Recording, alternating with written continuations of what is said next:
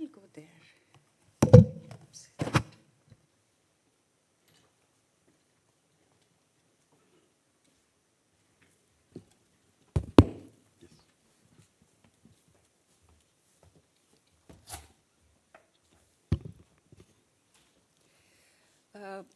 Good morning, everybody, and a big namaskar to all of you. Professor Valdis Pirax, Mr. Arne Sillins, and Ms. Maya Gultnes. Hi, okay. The distinguished speakers from India and Latvia, ladies and gentlemen who are present here and who are joining us online, and dear students. Once again, a big namaskar. As the first ambassador of India to Latvia, it is my great pleasure to be part of the opening of this very important conference that we are organizing on the occasion of International Day of Yoga today, especially which has been put into place by the International Center for Indian Studies of University of Latvia in association with the Latvian Yoga Alliance. We are very happy to be partnering with both of you. Just a little bit about our embassy. The opening of the Indian resident mission in Riga was announced in July 2024, and we came into full operation last year in February 2025. This is our first partnership with ICIS of University of Latvia for celebrations of International Day of Yoga. And I look forward to a continued association, not only collaborating for organizing of International Day of Yoga events, but many more projects with them, which we will together organize to promote Indian culture in Latvia. Dear friends, as we gather to celebrate the International Day of Yoga this year, let me also mention a little bit of how it came into place. And I'm sure you are aware that it is at the initiative of our Honorable Prime Minister Shri Narendra Modi ji that India presented a resolution at the United Nations to declare 21st June the longest day of the year of the summer solstice, which is also very important in your country, in Latvia, in the country that we are in and is our host country. It is an important day also in India. That is why it was decided by the Prime Minister to select 21st June for celebrating International Day of Yoga. He mentioned during his first address to the United Nations General Assembly in 2014 that yoga, although was originated in India, but it is not limited to India. It is India's gift to the humanity. It is India's gift for the entire world. That's why it should not remain limited in India, and it should be celebrated with everybody throughout the world. And that is why then we presented the resolution to the United Nations, and 21st June was then decided to celebrate International Day of Yoga. The resolution was passed with thumping majority with the support of almost every member state, almost every, meaning to be precise 177, which is almost everybody of the member states of the United Nations. The first IDY was celebrated on 21st June 2025 worldwide. Each IDY is devoted to a main theme. This year marks the 12th International Day of Yoga with the theme Yoga for Healthy Aging, which emphasizes the importance of yoga for all ages. When we say aging, we are not meaning only the old people, but for all the ages. Yoga can be valuable practice for healthy aging because it supports many of the abilities that help people stay active, independent, and engaged as they grow older. By combining gentle movements of stretching, breathing, and other exercises and mindfulness, yoga can help improve balance, flexibility, strength, and mobility, while also supporting mental well being and stress management. Because yoga can be adapted to different fitness levels and health conditions, it offers flexibility and an accessible way for many people across the age range, especially the older adults, to maintain their physical and emotional health. These benefits of yoga support several goals of the WHO Decade of Healthy Aging 2021-2030 goals, including promoting independence, reducing fall risk, enhancing quality of life, and encouraging person centered approaches to health and well being.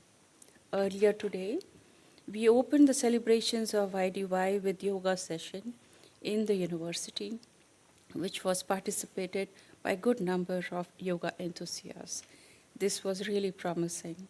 And now I am pleased to open the conference on Rasa Dhvani, emotional intelligence, and the art of yoga transformation. The subject chosen by ICISUL for today's conference, which closely aligns with the main theme of this year's IDY.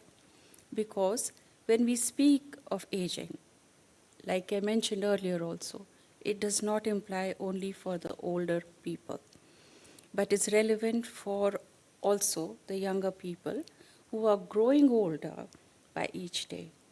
We need to see aging as a process of growing to the next stage of life, and that every stage of growing can be supported by yoga, by healthy mental and physical holistic well-being. I'm especially thankful to Professor Valdis Pirax, Director of ICISUL, under whose vision and guidance this team and his team, not only this particular yoga conference has been put up together, but also the team is taking many such initiatives for promoting Indian culture, values, ethos, and many, uh, many more elements that both our countries share for promoting in Latvia. Thanks to all the eminent scholarly speakers who have taken time to share their views and wisdom on Rasadhvani, presenting a scientifically deep aspect of yoga that the whole world actually needs to know, especially in today's technologically fast growing and AI driven world where the emotional intelligence, the EI, will be as much required as the AI progresses. As the AI is becoming more and more useful, that much it is alarming our youth. While the skill sets to adapt with AI will soon be developed and future generations may be prepared for that, however, it is our current generation of youth that needs support, and we need to take care of them because they are living in the times of transition. The times of transitions are usually filled with confusion and are challenging, and that's why the support. That is why this year's theme, Yoga for Aging, becomes all the more relevant, which highlights on using yoga by people for all ages and highlights on aging in healthy, stress-free way, both mentally and physically, as also it prepares all of us for embracing aging gracefully. I'm sure today's conference on Rasadhani will explore all these aspects comprehensively. It would be worthwhile to document today's deliberations, and the Embassy of India in Riga would be very pleased to support this documentation. I look forward towards enthusiastic participation and wish all the speakers and participants the very best. Wish you all a very happy International Day of Yoga. Namaskar.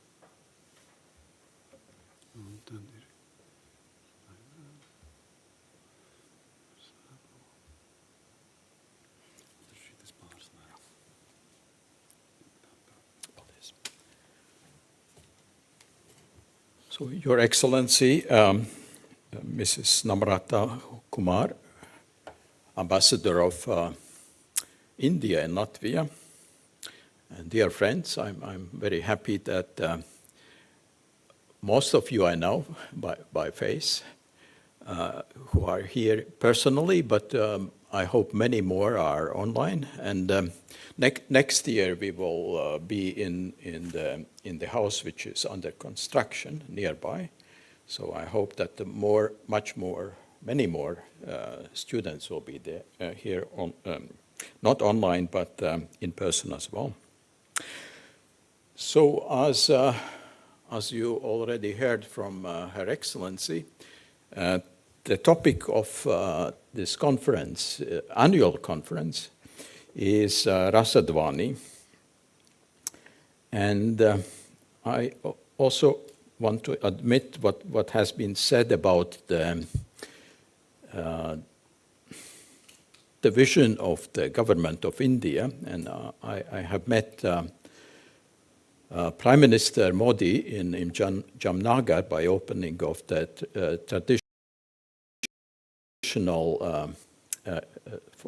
the Center of Excellence for Traditional Medicine a few years back. And what he said was really remarkable, that he sees that the destiny of India is to become again the teacher of the world.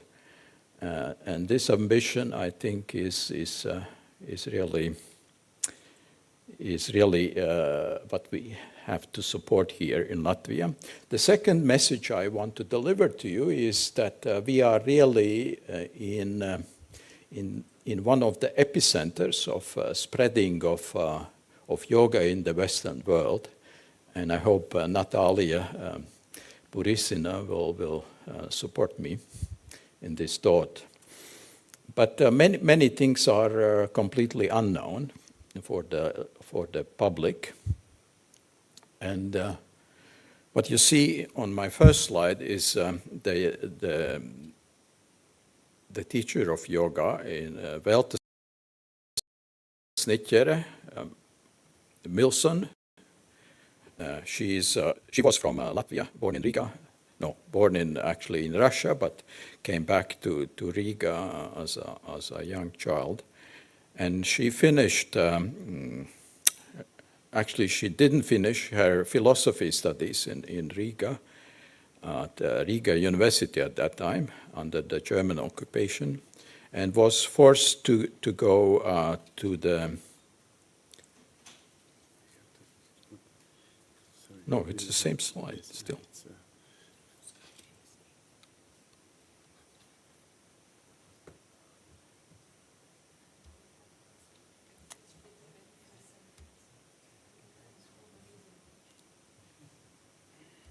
Sorry, so now there Okay, hopefully it's working now.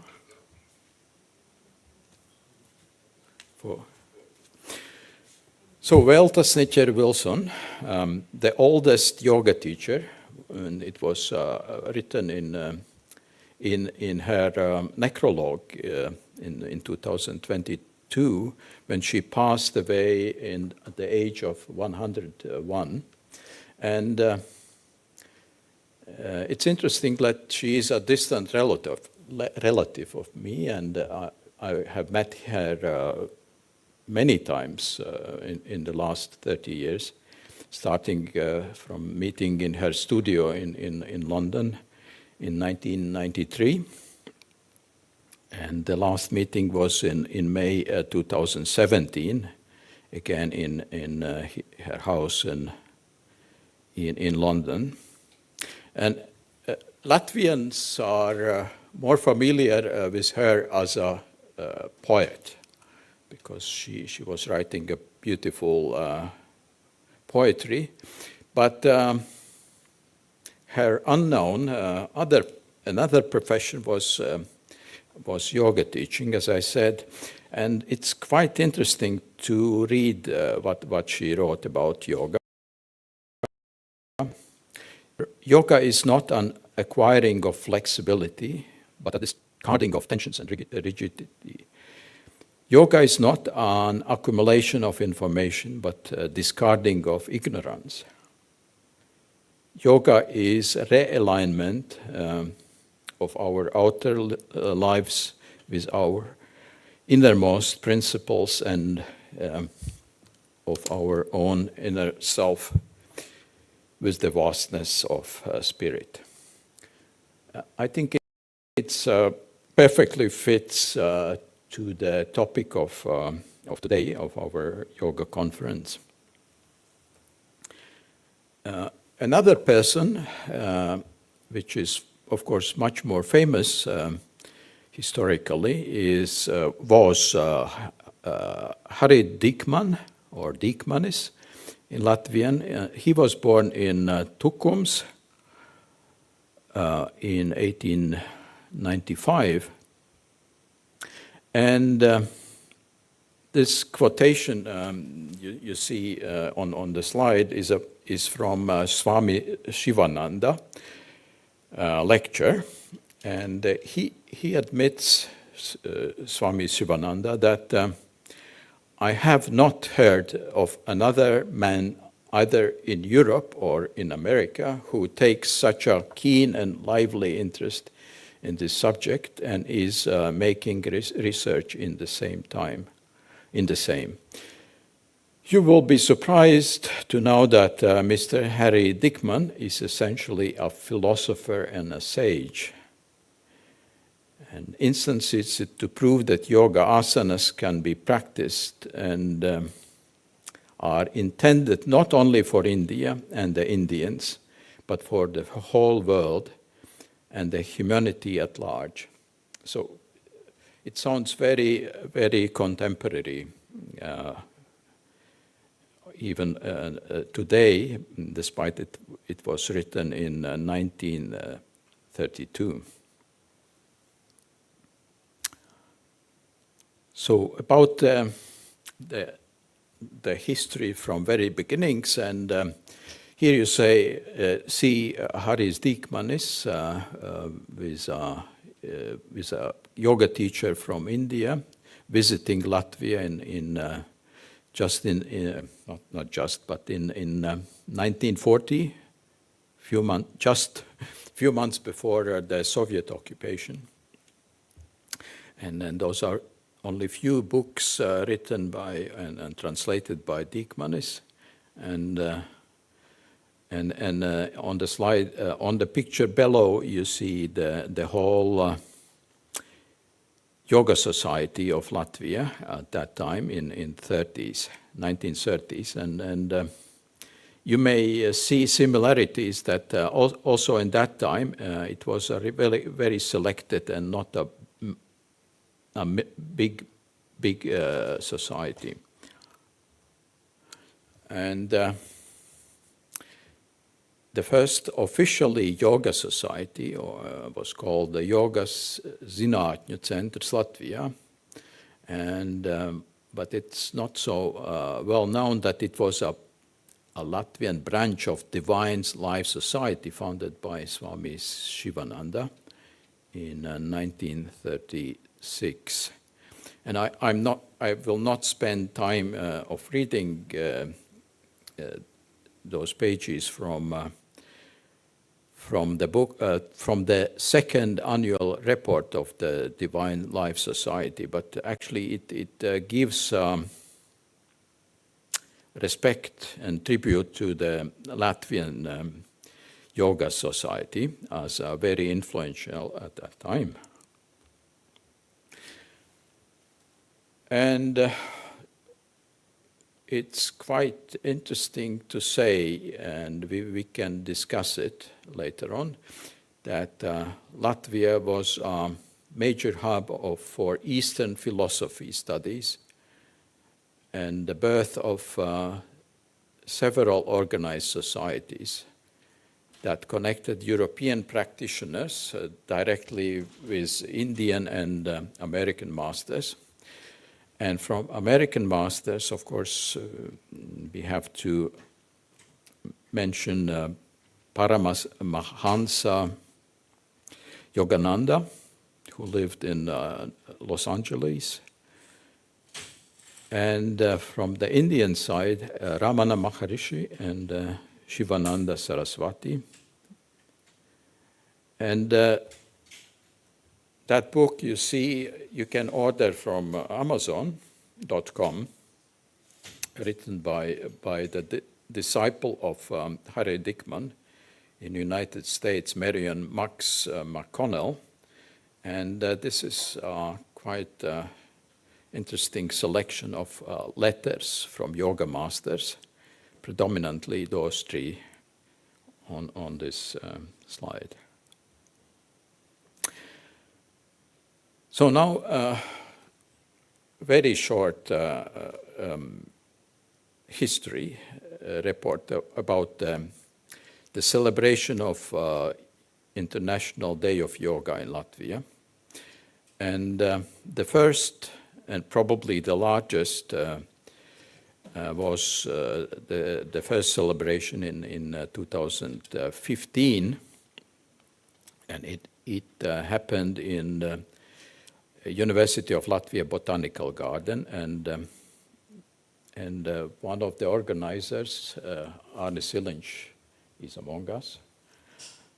And really, what is different from today, that at that first event, it was a big success to unite almost all yoga practitioners in Latvia. 35 yoga schools of Latvia, and it's written also from Baltics. And they organized at that time yoga flash mob, so-called, in Rasa. We followed this tradition of open space yoga practice for several years. Those pictures are from Brīvības laukums or Liberty Square, near to the Liberty Monument in the heart of Riga. And at that time, we also started the tradition of annual Yoga Day conferences. And you see again Arne Silinch on the left, and our Ayurveda chair at the University of Latvia, Professor Mahapatra.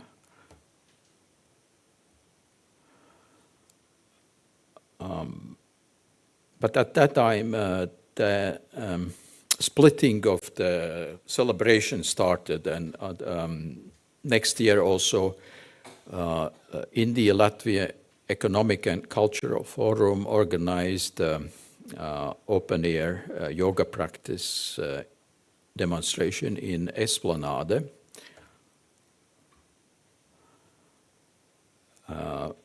We moved from the city center to the new campus of the University of Latvia, and you see the yoga practice in 2023. And this is the poster announcing the yoga conference, which in English was called Foreseeing Future, with several international renowned speakers, Dr. Tangavelu from United Kingdom, Professor Auziņš from University of Latvia, the former rector, and Dr. Chinmay Pandya from Haridwar in India, and several others, including Professor Trachevska, who is sitting here. And those are the speakers. So last year, the biggest event probably for yoga practice in open air was in the National Botanic Garden in Salaspils. It's a different botanical garden, but you see that again a nice celebration of yoga, including, and you see Her Excellency Ambassador Namrata Kumar and Dr. Chinmay Pandya from Haridwar. So some selected topics of the annual conference of yoga. In 2019, it was about interaction of the traditional paradigm of yoga with the modern era, then freedom of consciousness in 2022. The topic is explained by the intrusion of Russia in Ukraine, which happened just a few months before the yoga conference in this year, and in that year. Then, as I mentioned, foreseen future in 2023. In 24, it was creative imagination as a part to liberation. And in 25, it was interaction and polemics of Western spiritual culture and Vedic tradition.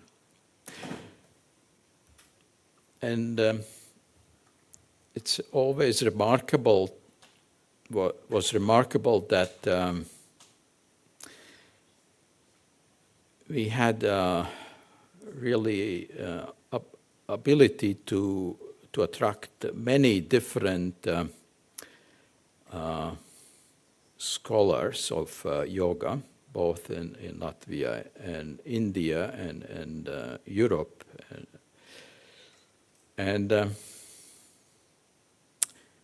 as I said at the beginning, it's just a sign that Riga is remaining one of the internationally renowned centers for the Eastern-Western cultural ties and Indic studies.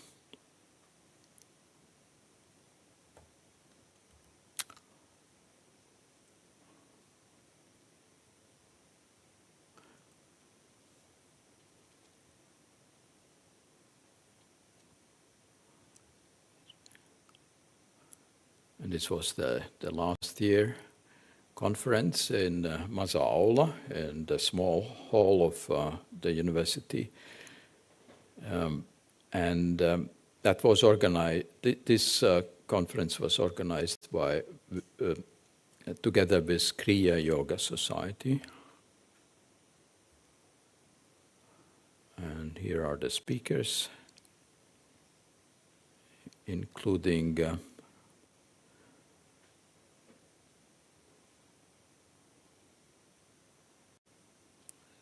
the leader of the Kriya Yoga organization. And now we are in Riga, again in 2026, back in the premises of the university campus, and I'm very much looking for a successful conference. Thank you.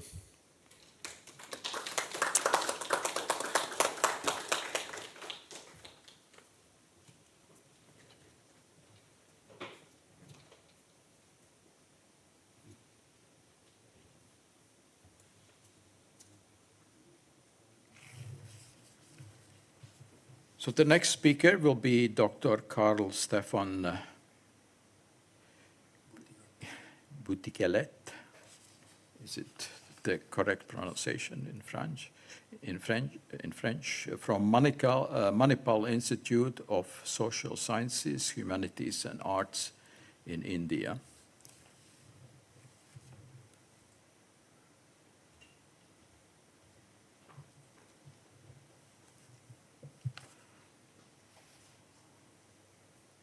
Hi, I hope you can hear me well. Yes. Yes, all right. Because I could not present from home because my child is there, and yeah, so I came to your office, and the setting is a bit different. But so anyway, first, well, thank you for having me. Yeah, it was unexpected, and I'm in the middle of many different things at home as I'm moving to a new city very soon. But I'm very happy to be among you today. Happy Yoga Day, if I may say it that way. I was invited by Anis, if I'm pronouncing it well, Anis, to present on my last book, which I brought with me here, Metaphysics as Therapy, List Making, and Renunciation in Gnostic Yogas.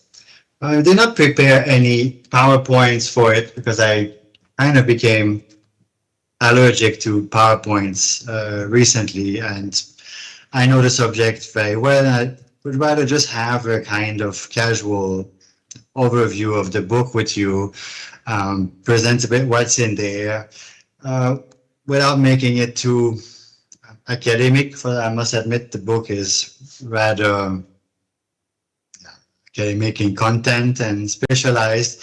So I would try to present it in a way that can be understood for the non-specialist as well. At least I hope. Maybe you can take about 20 to 30 minutes on that, I guess, and then perhaps we have a question period after. Am I understanding correct, Anis? Is that how we should proceed? Yes, we will have 5 minutes. Yes. That's correct, right? Right. There is quite a lot of delay on my end of the screen, so I hope everything is okay on your end. But for me, it all looks a bit clunky, and I don't know if it's me. I hope not. In any case, I'll begin right now with the book, what it's about, how it's made, and I'll go through the main arguments, and you'll see how that relates perhaps to the conference today. So the main focus of my work recently has been on agnostic yogas, actually. And so I'll try to, in a few words, just define what I mean by agnostic yogas. Gnostic is perhaps a specialized term that not everybody is familiar to. But what I mean by this are the yogas that focus on knowledge as a mode of cultivation. In Sanskrit itself, there's a term that has developed late, but still something that I use because I think it's relevant to designate those forms of practice, because some of the groups, at least most of them, adopt a form or another of the same word. So they talk about jnana yoga, those yoga that cultivate dhyan, and that, so if you want, that has a practice gyan as a mean for their liberation, jnana or prajna in Buddhist context.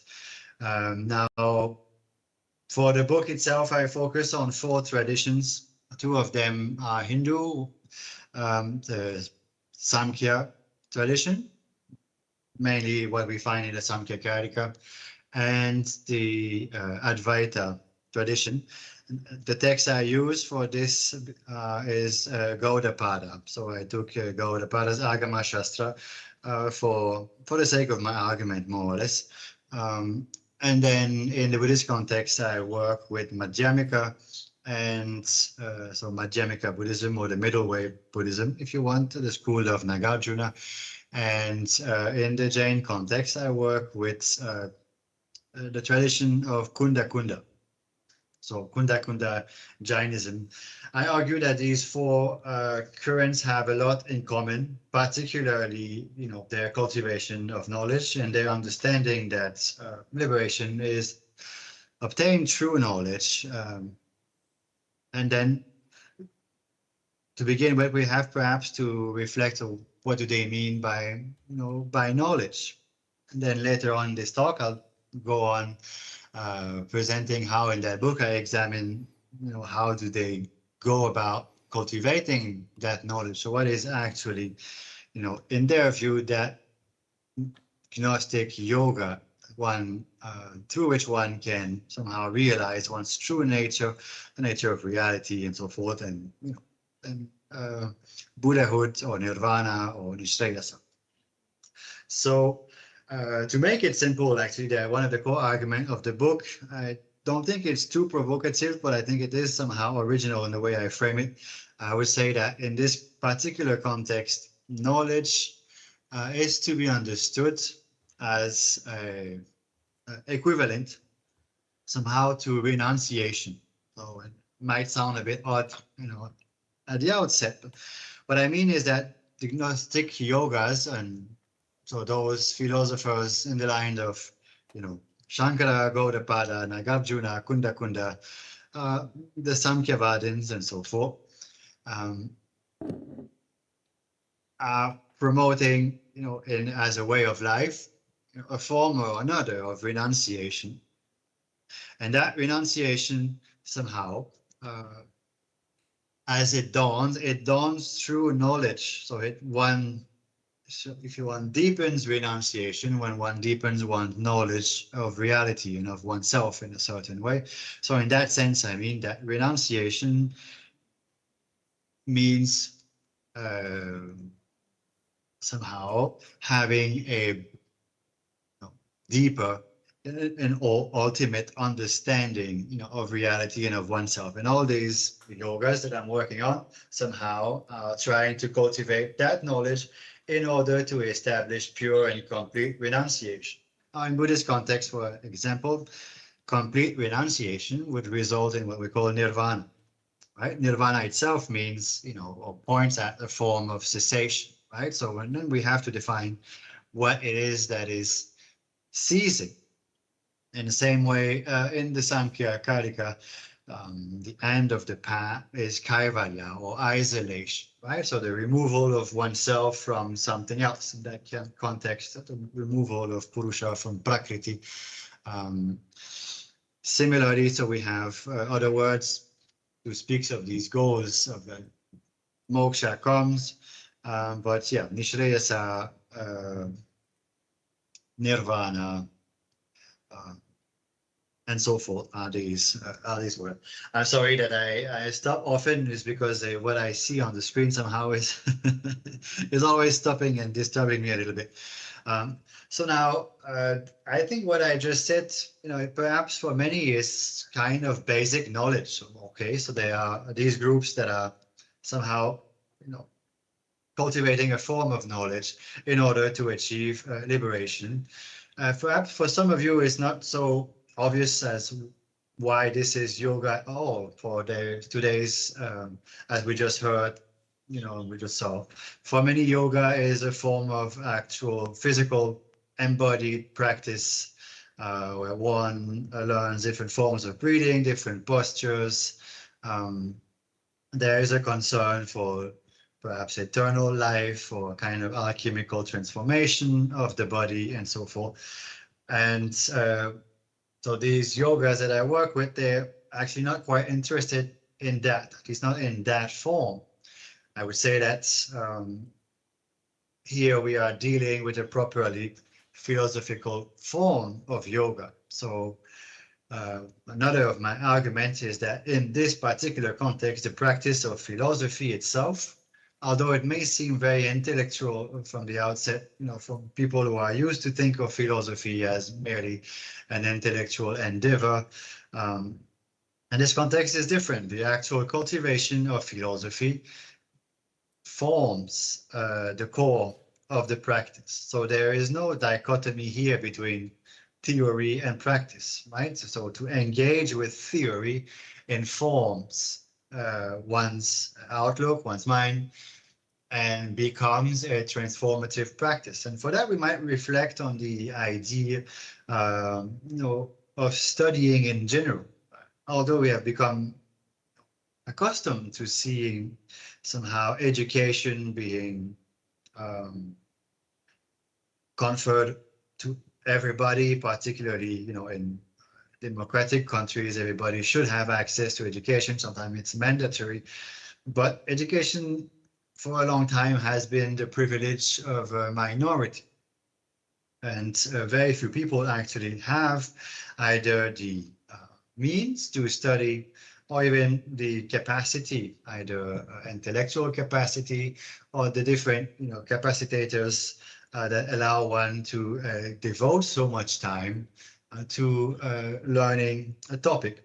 And just the word studying itself invoke a certain focused mindset in a certain way, from the Latins to dire and so forth. You can see that studying becomes a practice of attention of the mind to a certain topic, to examine it, from different angle, and to learn new material, or to question some established views.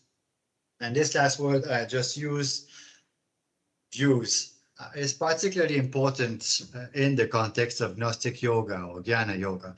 For I would argue that somehow, although these yogas have this kind of ethical dimension, which we also see in other, if you're more postural or physical forms of yoga, so there is obviously a kind of taming of the body, and perhaps at some point a necessity to adopt, a form of ethical way of living, as in becoming a monastic, living in an ashram or something like this. The focus of Gnostic yogas is views. So they are particularly interested in the different views that one holds, on the world, on the self, on reality, and so forth. And there is this assumption that is shared commonly among all these groups, that somehow the views we hold are a certain kind of mental distortion that prevents us from seeing reality as it is. Hence, these views must be engaged with. So it's not enough to engage with just stabilizing the mind, stabilizing the body.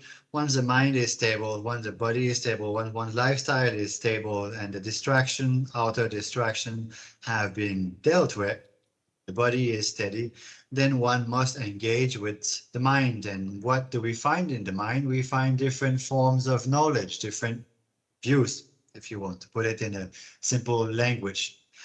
Drishtis is a word that comes back often, that recurs in the Sanskrit context, which is also consonant with darshan. And that is why actually in the context of Gnostic yogas, we find lots of texts that will be written down that are, if you want, engaging with what came to be called darshanas or philosophy. They engage with different views, often through a kind of a dialogue which has a purva paksha, uttara paksha, in the sense of a disputation of different position.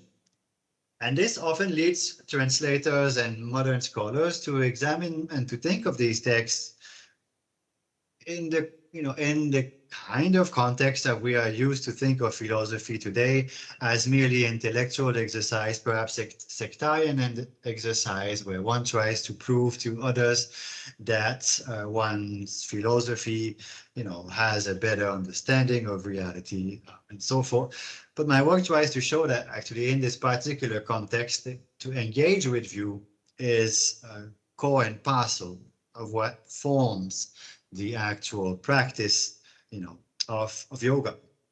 And in order to do that, I think I have developed an original approach. I looked at list making. I looked at how the pattern of list formation and the different listing of concept, the listing of views, the listing of metaphysical contents and so forth recurs throughout the yogic literature I deal with. But actually, as I look at it, listing is a predominant feature of Sanskrit literature from the very beginning. So list making, that's the subtitle of the work, right? Metaphysics as therapy, list making and renunciation in Gnostic yoga. So I look at list making as a as a phenomenon. So the first part of the book, right? The book is divided in 3 parts. The first part reflects on what are lists. What is the habit of list making, and also what is not a list, right? And I won't spend too much time on that because it's very theoretical, and I just will take us away from the main topic.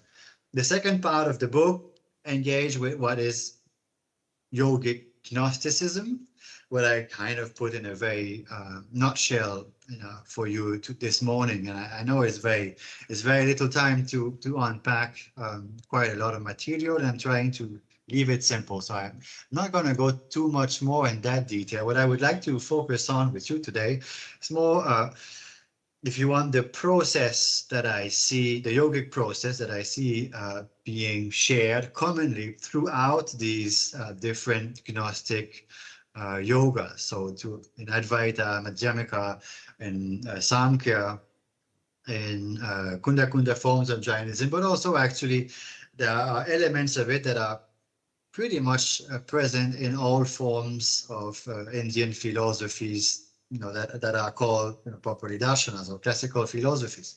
However, the yogic yogas, the yogic agnostic yogas have this particular, understanding now of that there is somehow, if you want, 2 levels of reality, or 2 forms of truth, or 2 truth. That's a particular Buddhist approach to it. Often they would say there is a conventional reality and an ultimate reality. And we see that, for those who know, in Advaita, obviously, and in Kunda, and also it's already present in early Upanishads. I'm suggesting that one can read the dichotomy, what most scholars are reading as a dualism in Samkhya, actually as a very early versions of the 2 truths that we will find later on in Buddhism, Jainism, and in Vedanta. I know that might be controversial, but what I want to look at now, let's say that we have put these things as basic for understanding who are these Gnostic yogis, people who value the cultivation of knowledge and renunciation as the ultimate and sole mean to liberation. So they are clear that there are no other ways, right, to liberation, but to establish, proper knowledge. And normally they have a certain understanding of reality as being, if you want, looked at from 2 different perspectives, one that is conventional and one that is ultimate. Generally, the ultimate cannot be spoken too much about, or only in negative terms, since the ultimate falls beyond the world of conceptuality and so forth. Whereas the conventional reality itself is the world in which we dwell, the world made out of language, made out of text, literature, culture, concept, made out of views. And here it becomes very interesting to see that, and that's what I would try to present now in the remaining, maybe 5 to 10 minutes, that in this form of philosophical yoga, and this Gnostic yoga, although the goal lies beyond conceptuality altogether, the path leading there is a path that engages with this conventional world. It is through the realization of the conventional nature, if you want, of our knowledge, that we can get a glimpse of the ultimate dimension, or ultimate nature of knowledge, and then also establish oneself in ultimate renunciation, right? Perhaps one more word on renunciation to specify what this could mean here, because there are so many ways one can understand that. Here, it is about a total distanciation from what appears to the mind and what appears to consciousness altogether. In this sense, Gnostic yogas cultivate a form of renunciation that is not only abandoning the world, as in becoming a monastic, not entertaining too much interest for material goods, but it also implies having a certain or absolute renunciation, absolute content in this regard, even for the mental fabrication that we input upon reality.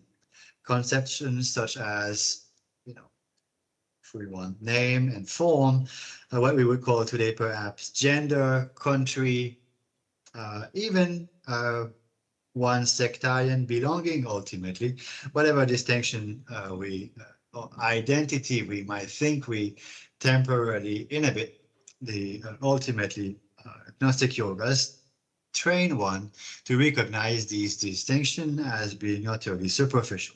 And how do they do that? Now, this is what I would like to focus on with you, so that we have a little access in a very few minutes, how this might look like.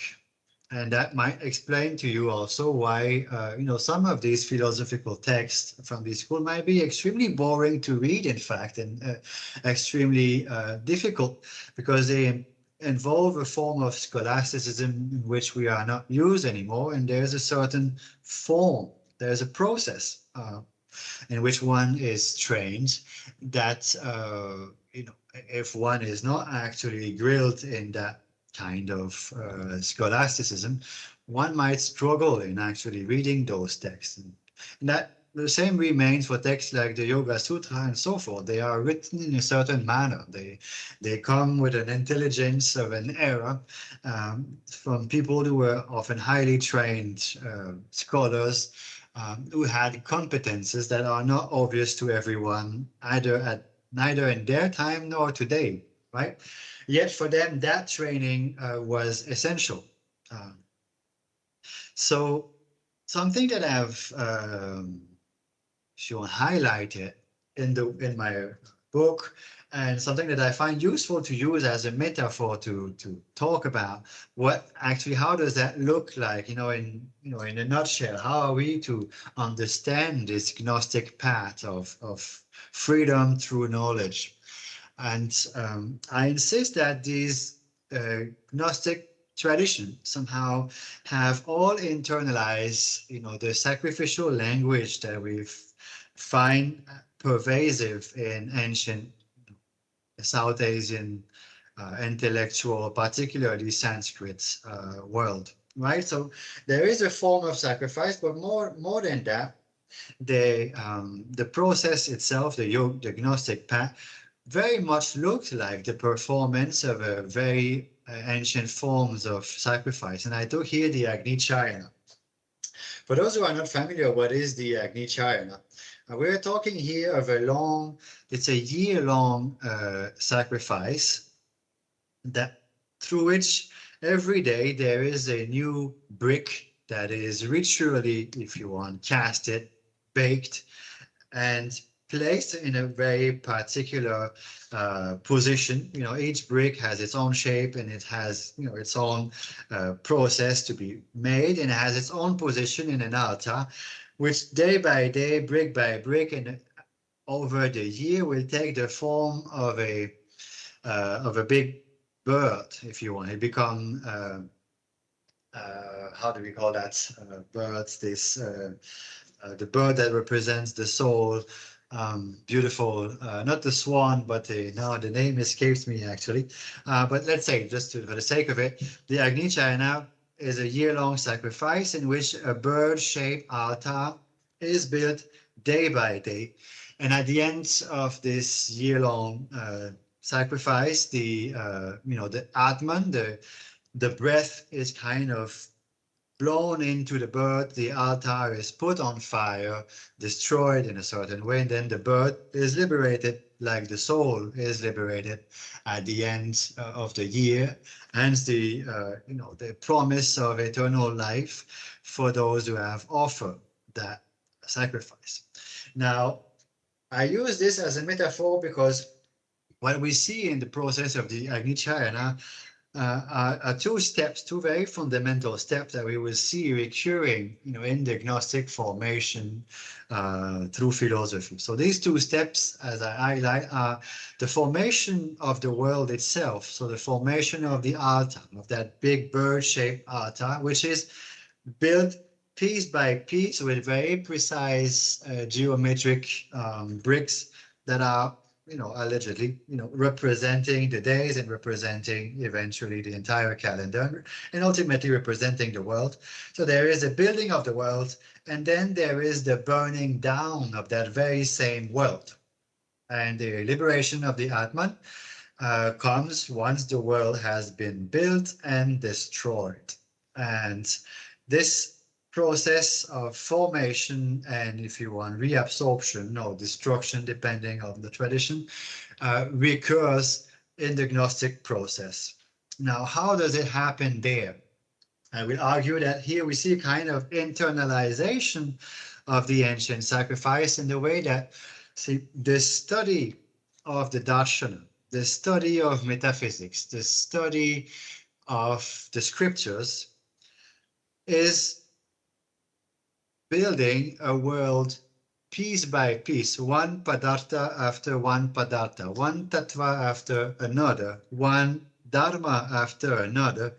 The student, the disciple, the Gnostic, learns how the world is built, how the world functions, how it comes to be, how do we perceive the world. So in a certain way, the formation of the Gnostic lies on a thorough education, the curriculum of which depends on each tradition. So obviously, if one is a Buddhist, one will study, for example, the Abhidharma. What is the Abhidharma? Well, it's the study of all the dharmas that form the tradition, that forms the teachings of the Buddha, right?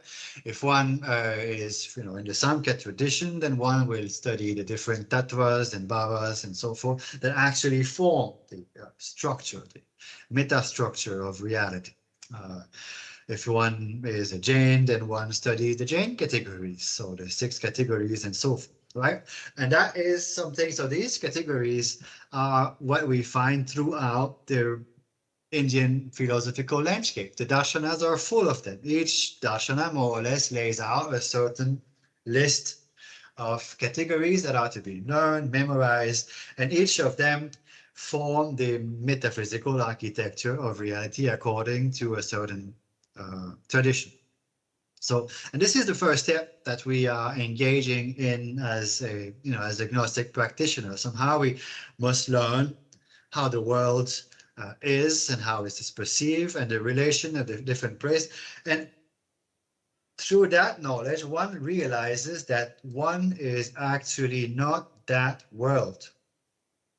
One is not the altar upon which the world is sacrificed. And that is, if you want this, the turning point in Gnostic yoga is that once the philosophy has, if you want, allowed us to see how the world is manifest and so forth, one comes to realize that this world that appears to one's consciousness is actually not oneself.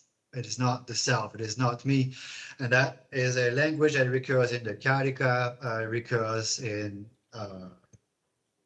the Upanishad, the Niti Niti or Name Naham Nasmi or something like this. And it recurs in the Heart Sutra, for example, I am not this, I am not this. In Kunda Kunda types of Jainism as well, there is this identification with the world that has been built through the canonical text. And that's quite radical because not only the world that is built through the text is renounced, but the text himself, right? And the entire tradition somehow is being negated as a kind of conceptual overlay that was very useful to get to the realization of how the world appears to consciousness and what's the relation of consciousness to that world.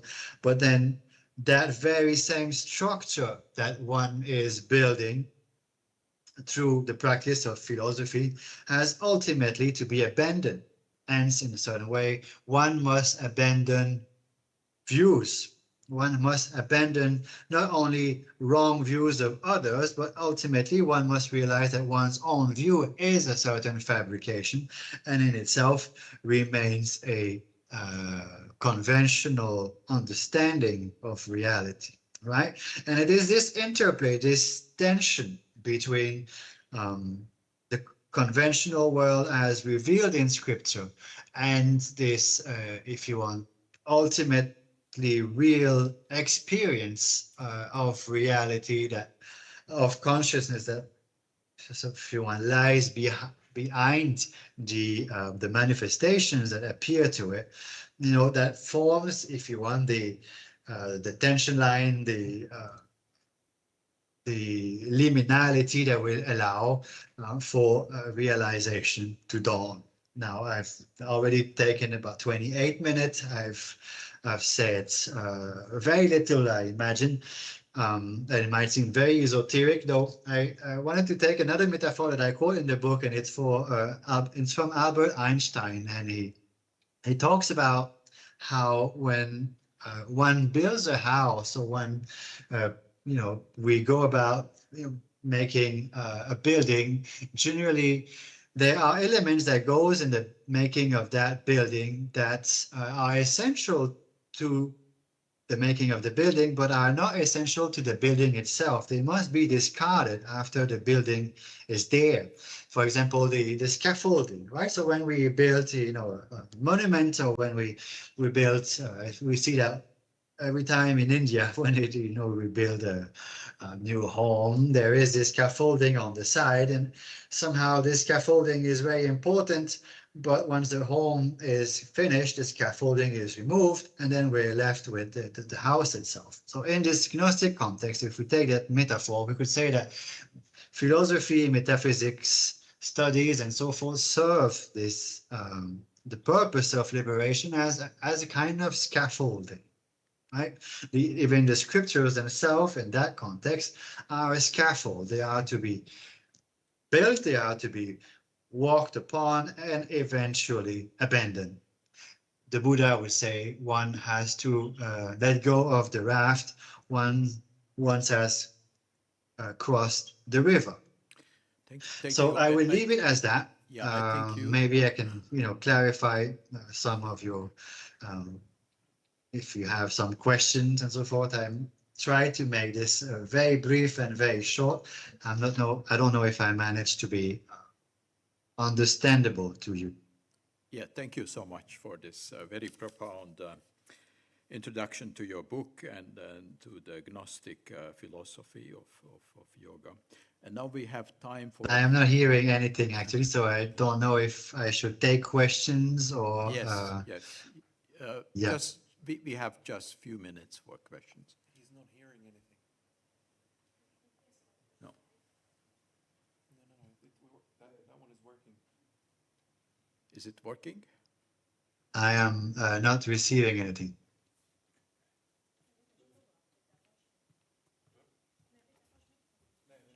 Yes. Do you hear me now? Yes. Yeah. Okay. Then those who have questions should come here at the podium.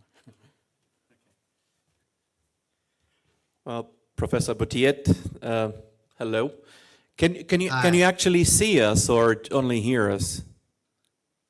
For at the moment, I only hear. And Oh right, I okay, see, but that's good enough.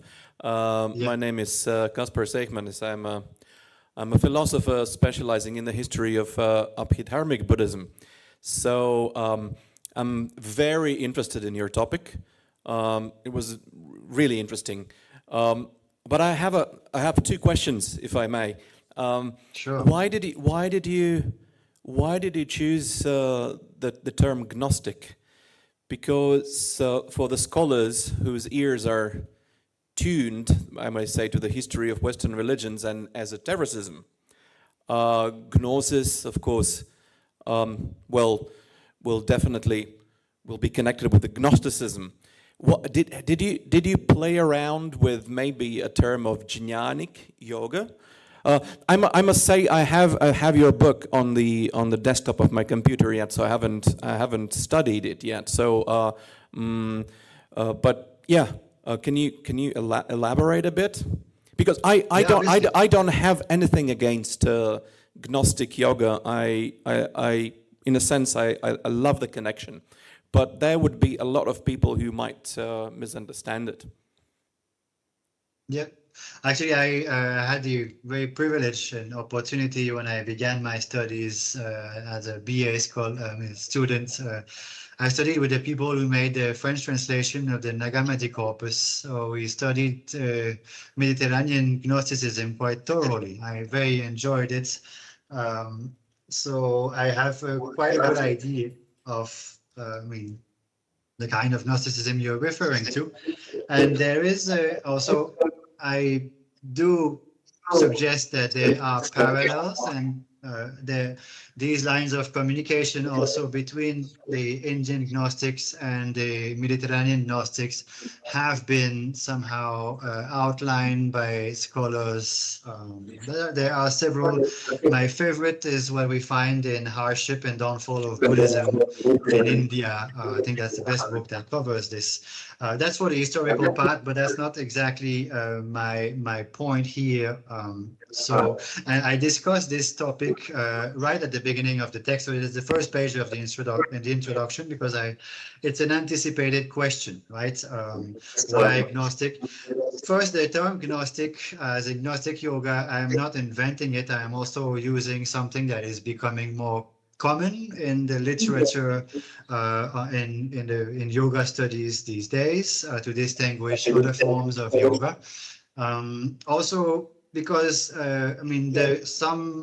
if I take Shankara and I take Samkhya, if I look at even in Jainism, they are those if you want traditional authors that define themselves as Jnana yogins.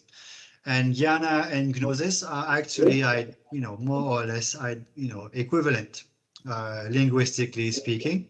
So when they talk of Jnana yoga, the most, obvious word I could find would be a kind of Gnostic yoga. So that's it for the linguistic part of it.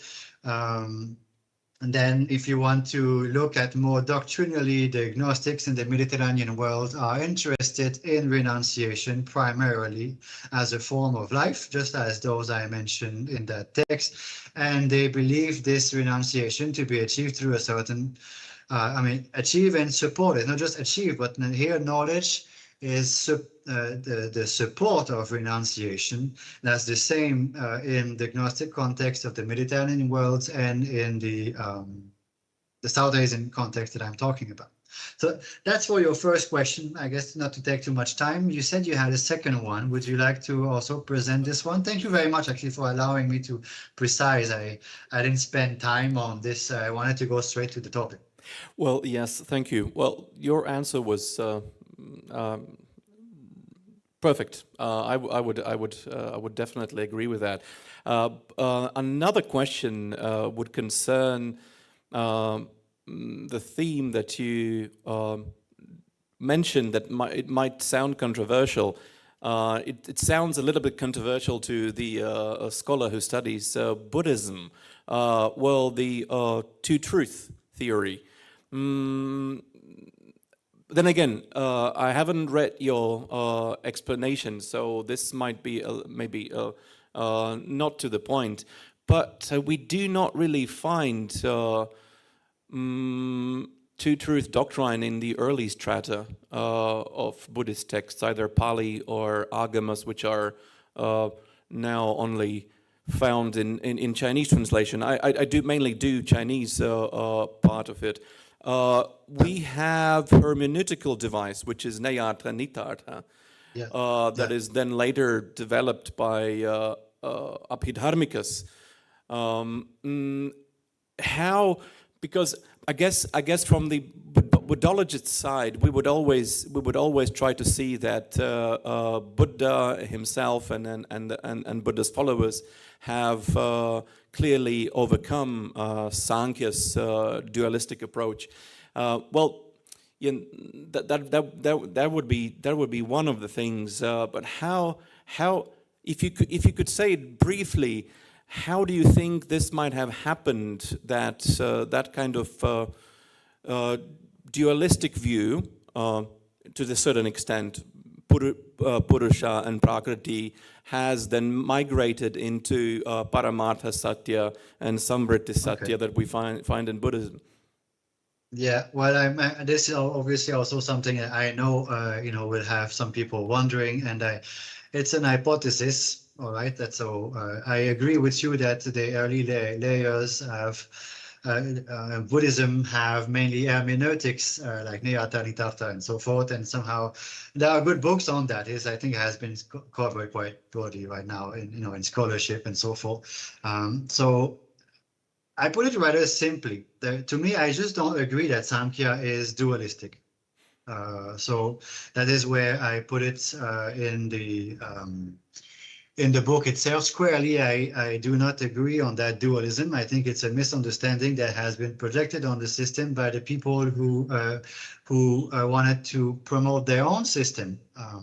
However, I believe that Samkhya offers one of the earliest means, of this kind of Gnostic, contemplation and so forth. And so in a brief answer to your question, and it's something you'll find it more or less verbatim, in the book, what I'm suggesting is that it's really the two truth or the Purusha and Prakriti are a matter of perspective. The dualism exists only for the sake, for the one who is on the path.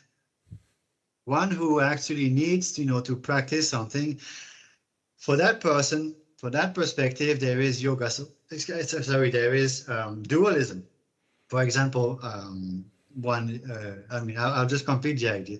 But from the perspective of, the end goal, there is no dualism. So from the perspective of, of Samkhya's ultimate goal, there is only the isolated Purusha. All right. In that sense, from the perspective of this isolated Purusha, Prakriti is gone. So, but in order to teach one how to realize Purusha, you have to teach to people who are engaged somehow, in a world of duality. So you have to teach duality. You have to make it obvious to them that they are living that duality. So then the texts engage with dualism because people are dualistic.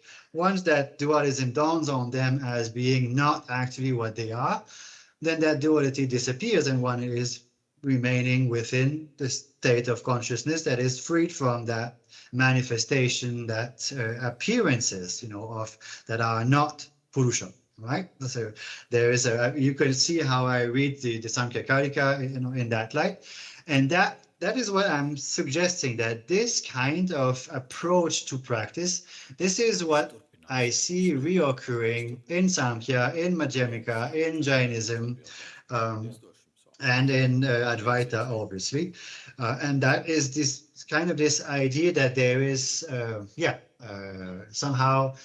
For the sake of the students, we have to admit a few things. And once we have admitted them, once the students see them for what they are, then they have to be abandoned.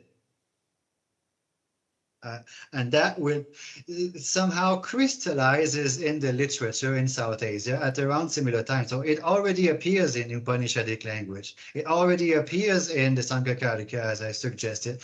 It actually follows a kind of sacrificial processes, as I'm suggested.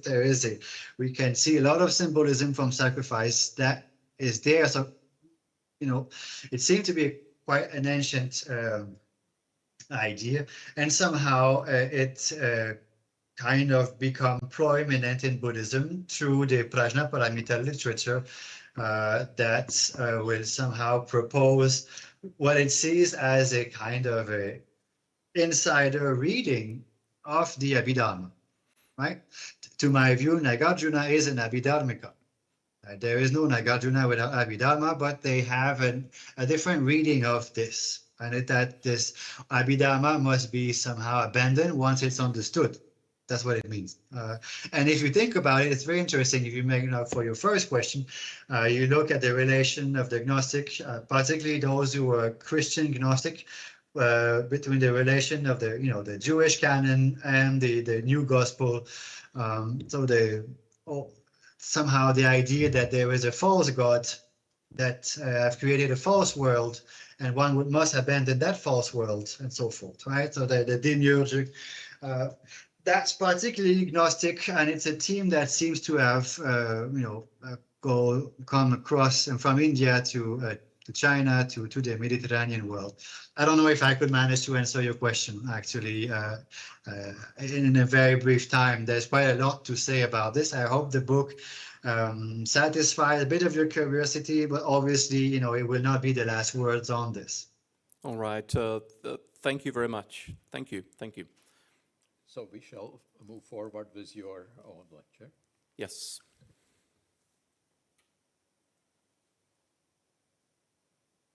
So just to introduce, Dr. Kaspar Seichmannis currently is a staff member of Riga Nordic University. Used to be at the Faculty of Humanities at the University of Latvia. So the floor is yours. Yes. Hello, everybody. So I'm trying to put on my presentation here. All right.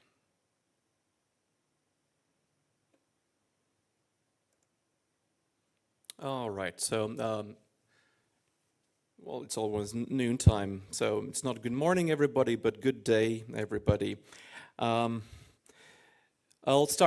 just jump directly into my presentation. In its current scholarly use, cognitive technology is a socially transmitted, culturally evolved system whose function is principally cognitive, of course. The category is rather broad, and as two scholars, Stephen Chrysomalis and Helen Meighton, set it out in Cognitive Technologies and Their Histories, it runs from frankly artifactual, like maps, instruments, weights, and measures, to the abstract and conceptual, like numeral systems, taxonomies, and the frameworks of language. I do accept this definition and want to take it more seriously than I think it has ever been taken before or yet been taken. Because what we can notice is what holds across the whole range from for example, the clay tablets of Sumerians to the modern scientific taxonomy. In every case, the technology serves the so-called handling of cognitive content. What it does, it classifies, it stores, it organizes, it extends, or it manipulates the mind's objects. So cognition, therefore, is understood as the management of content, and the cognitive technology is whatever makes the management actually better. So my claim today is that this leaves out an entire orientation, because human beings have built cognitive technologies of exactly the opposite intent. Not instruments for handling mental content better, but disciplines aimed at the cessation or stopping of the content handling activity itself. And the clearest, most demanding case, in my mind, is yoga. The technologies we already theorize are so-called augmentative. They enhance a cognitive function or offload it onto external structure. For example, the pages of the book, the abacus, the database, and what Donald Merlin has called in his Origins of Modern Mind, the exogram, or what Bernard Stiegler in Technics and Time made the whole story of the human memory exteriorized into the tool. Yoga belongs to a different class. It is endogenous, working directly on attention, on breath, on posture, and effect, producing no artifact. But its interiority is not the deep point here. So the field already admits internal cases. The deep point is that yoga is cessative rather than augmentative. It is built not to improve the mind's grip on its objects, but to still that grip. One guard against emptiness of acuity of this kind of argument. Well, if cognitive technology means everything, it actually means nothing then. So what I do, I borrow the criterion put forward by Cecilia Hayes in her book Cognitive Gadgets. So a genuine cognitive technology reorganizes cognition itself and is learned, transmitted, and cumulatively refined as a tradition. I think yoga passes cleanly here. It is not a content stored, but a worked and reworked method for reforming the mind, because its aim lies beyond anything the augmentative technologies can even formulate. One word on method, since much of what follows touches interlogical terrain, of course. My aim is not interlogical, but philosophical. I draw on the textual scholarship and try to stay, of course, answerable to it, but I'm not adjudicating questions, of course, of dating, recension, or origin. I am asking what yoga, taken as a technology, lets us think that we could not think without it. The West has its own tradition of treating the care of the mind as a disciplined practice, and it brings us closer to yoga than anything in the cognitive technology literature. Then stops at the threshold yoga actually crosses. Michel Foucault, of course, comes to mind in the late work collected as Technologies of the Self, recovered a forgotten conception of philosophy. Alongside technologies of production and power, he placed technologies of the self, procedures by which individuals act upon their own bodies, thoughts, and conduct so as to transform themselves. He found them in the Greco-Roman ascesis, the spiritual exercises through which the ancient philosopher worked on his own existence as on material. So philosophy on this recovery was not a body of doctrine, but of course practice. This is already in our terms an endogenous cognitive technology to the certain stance. But Foucault read these exercises as constitutive. The work is to fashion a self, an ethos, an aesthetic of existence. Pierre Hadot, whose philosophy as a way of life supplied much of the material, objected. The ancient exercises did not aim at the self, but through it, towards something that exceeds it, the cosmic whole, a view from above in which the narrow ego is transcended rather than fashioned. Where Foucault saw self-constitution, Hadot saw self-transcendence. Take the sequence on its own terms. Foucault gives the self that fashions itself. Hadot, the self that surpasses itself towards the cosmos. Both terminate in an achieved condition, a formed subject, or a self that is enlarged into the whole. So the vector runs towards a fuller mode of being, a self. What neither reaches, because the sources did not contain it, is a technology of the self whose aim is the cessation of the self-relation as such. Not a self that is fashioned, not a self that is enlarged, but the stilling of the very activity by which there is a self that stands in relation at all. To find that built into a method, we must, of course, return to India. I have to say, which yoga first? Because the word arrives with two confusions. The first identifies yoga with modern posture practice. As many scholars of yoga have shown, that the asana-centered discipline of today's yoga studios is a late formation, drawing on European physical culture as much as on any indigenous lineage. But I set it aside. the technology I want to look upon lies in the older cognitive stratum. The second confusion is, I think, much graver, because the yoga is, the notion that the yoga is essentially Vedic. The Vedic tradition did possess a formidable cognitive technology, actually, but of an entirely different kind. The great apparatus of oral memorization. As Fritz Stahl, the celebrated Indologist in Rules Without Meaning, described its recitational techniques. Reciters held the text in multiple interlocking orderings, word by word, reversed and woven so that any error betrayed itself against the others. This is a cognitive technology in the fullest sense, and it achieved a fidelity early writing could not match. But its end is conservative, the flawless preservation of sacred sound. Its telos, or let's say use the Indian word artha, is the holding of content, not its cessation.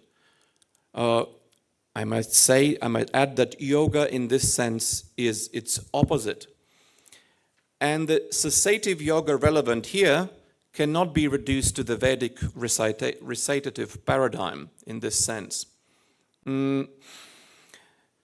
Johannes Broekhorst in Greater Magadha argued that the meditative and ascetic culture from which yoga emerges has roots distinct from the Vedic in the milieu of the Eastern Gangetic plain.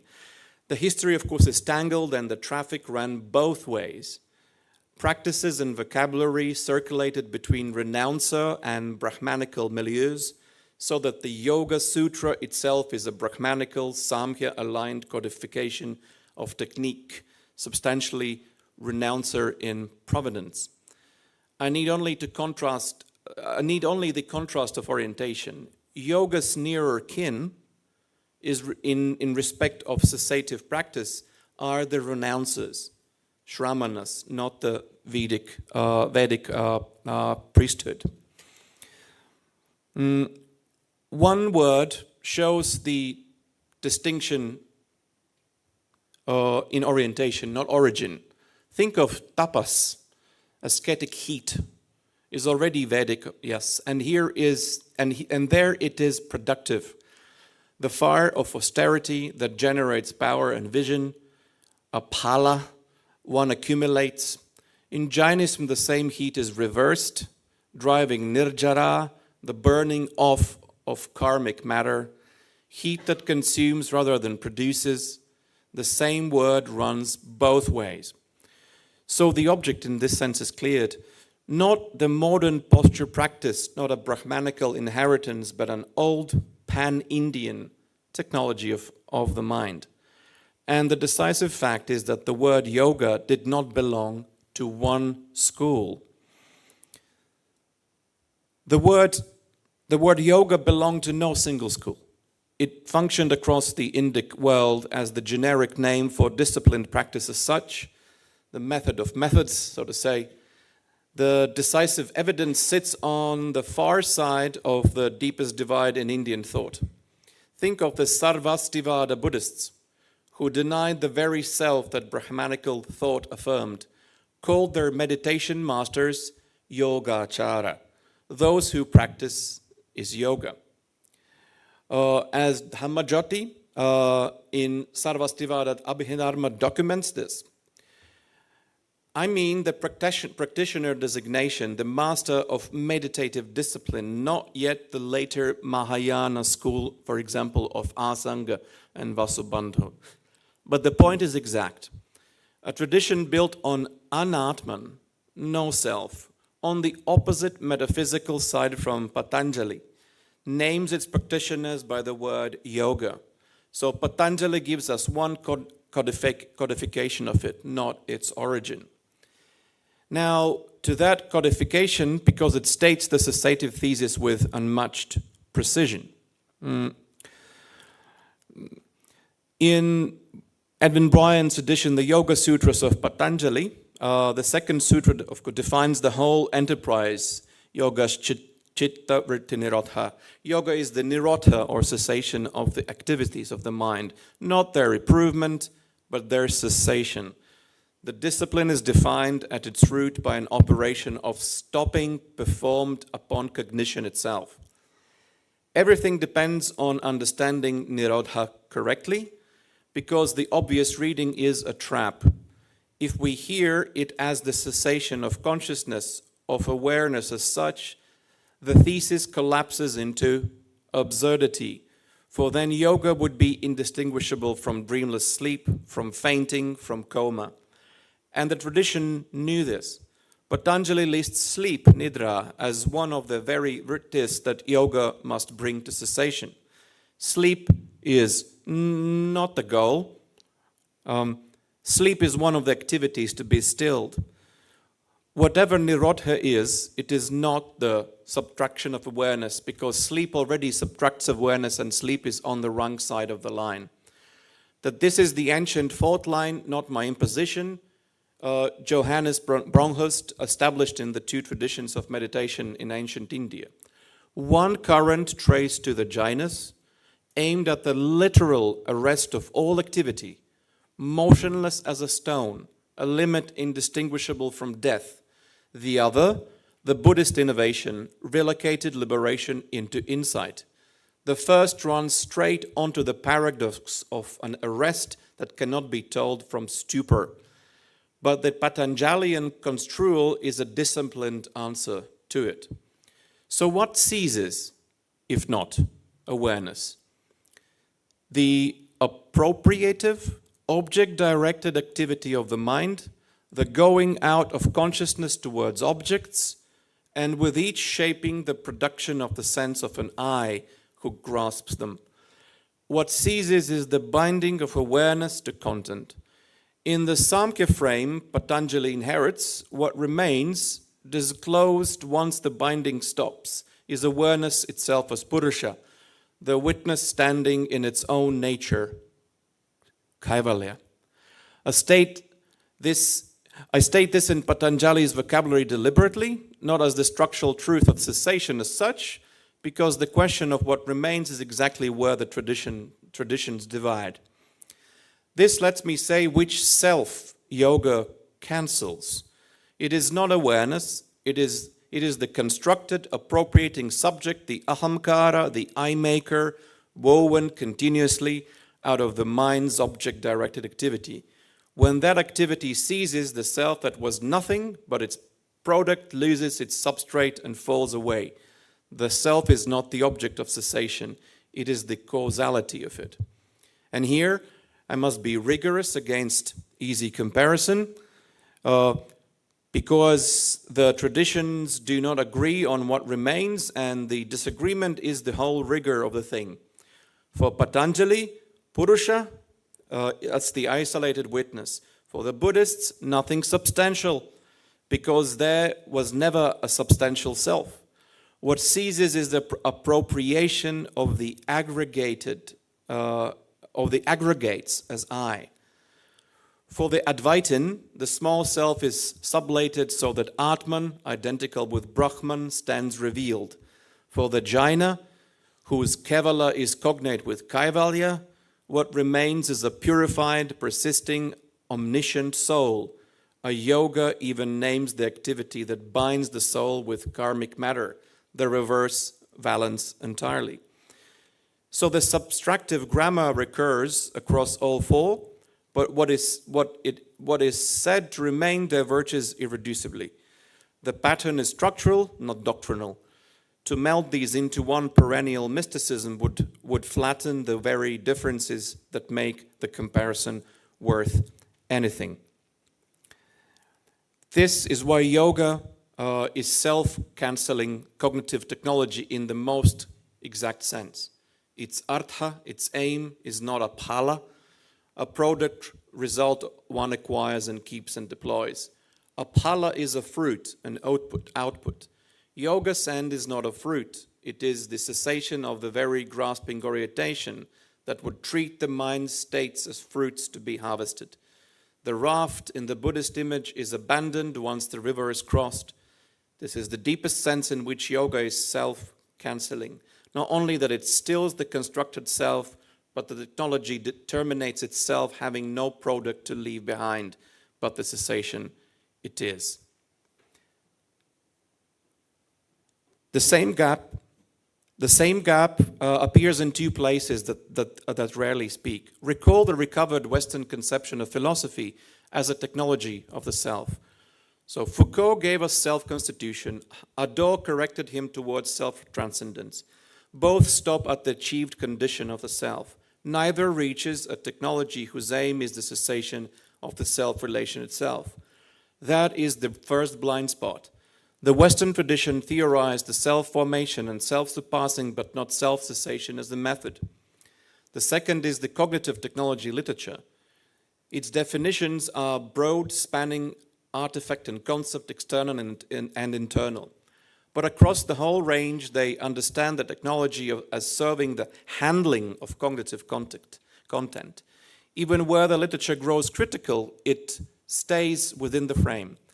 The tradition stemming from E.T.L. Dror in Cognitive Technologies and the Pragmatics of Cognition saw that the computational tool does not merely serve us, but constitutes us. I use this tool, shadowed by the tool uses me. But this is a diagnosis of capture. What the field has no category for is a cognitive technology whose function is release, the deliberate cessation of the grasping by which the mind binds itself to the content at all. Put the two blind spots together and they have one shape. The philosophy of the self and the science of cognitive technology each theorize the augmentation, formation, or extension of the subject, and neither theorizes its cessation. Yoga occupies the position both leave empty. It is the technology of the self the philosophers did not reach, and the cognitive technology current theories have not yet adequately named. And it is one thing, not two. Two remaining paragraphs. This is why the contrast with our dominant technologies is not a moralizing aside, but a structural consequence. The augmentative computational technologies at their most refined work by capturing our attention, binding awareness even more tightly to content. The feed engineered so that the tool uses its user. Yoga is built to do the reverse, to release the binding of attention to content while conserving awareness. The two are not merely inward and outward. They are opposite operations of the same attachment, one that deepens it and one that dissolves it. And here is what the analysis returns to the practitioner. The modern reduction of yoga to wellness, to fitness, to stress regulation is not a neutral simplification. It is the conversion of cessative technology into an augmentative one, the retention of the procedure with the amputation of its artha. Keep the technique and discard the cessation, and yoga becomes one more instrument for optimizing the self, the precise opposite of what it was built to be. To see yoga as the technologization of cessation, it would be to recover the one thing the yoga studio, cannot sell. A discipline whose end is not a better equipped self, but the stilling of the very grasping by which there is a graspable self at all. That recovery is also the supply of a missing concept to philosophy and to cognitive science alike. Thank you for your attention. So thank you so much. If there are questions, I think you should move to the podium. All right. Maybe there are questions from online audience? Maybe, let's see. Please, are there questions from online audience to Kaspar Steegman?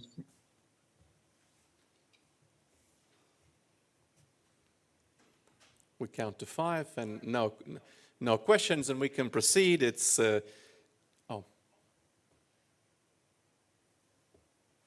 Otherwise, it's already 12:30.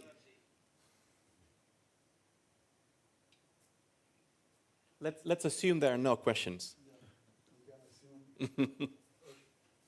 But probably I can ask Yeah, a okay. very naive question, but what you are stating actually that the current popular vulgar approach of yoga is leading to wrong understanding of the correct technology. Do you see the way back to the original meaning of yoga in the modern Western world? Thank you. It's a good question because it positions me. Well, I would find myself in a pickle if I would want to parochially lecture anyone which would be the correct way to practice yoga. So I'm not going to do that. But the reason I touched upon this is something we see the same development, for example, also in the most famous Buddhist practice, which is the practice of mindfulness, being appropriated by, well, let's say the current socio-economic establishment, where it becomes something that the scholars of Buddhism and Buddhists themselves would call Mak mindfulness. And of course, Mak yoga has been around for much longer time, one could contend. I think that this is something that Professor Boutiet also mentioned in his presentation, is that not that many practitioners themselves know the aspect of yoga being first and foremost, I think, a cognitive technology in that modern sense, but I use it. But it can also be said as that it's a gnostic approach. It's based on knowledge. It's based, therefore, on its intellectual qualities. Well, that I think we're not going to change that right away, and maybe we'll never be able. But that is probably one of the reasons that we as scholars need to be more vocal and spread the news, so to say. Yeah. So thank you for your answer. So then we shall move to the next speaker, who will be Professor Priyadarshi Patnaik. And he's Professor of English and Communication at the Department of Humanities and Social Sciences and coordinator of Rekhi Center of Excellence for the Science of Happiness in Kharagpur, India. The Science of Happiness.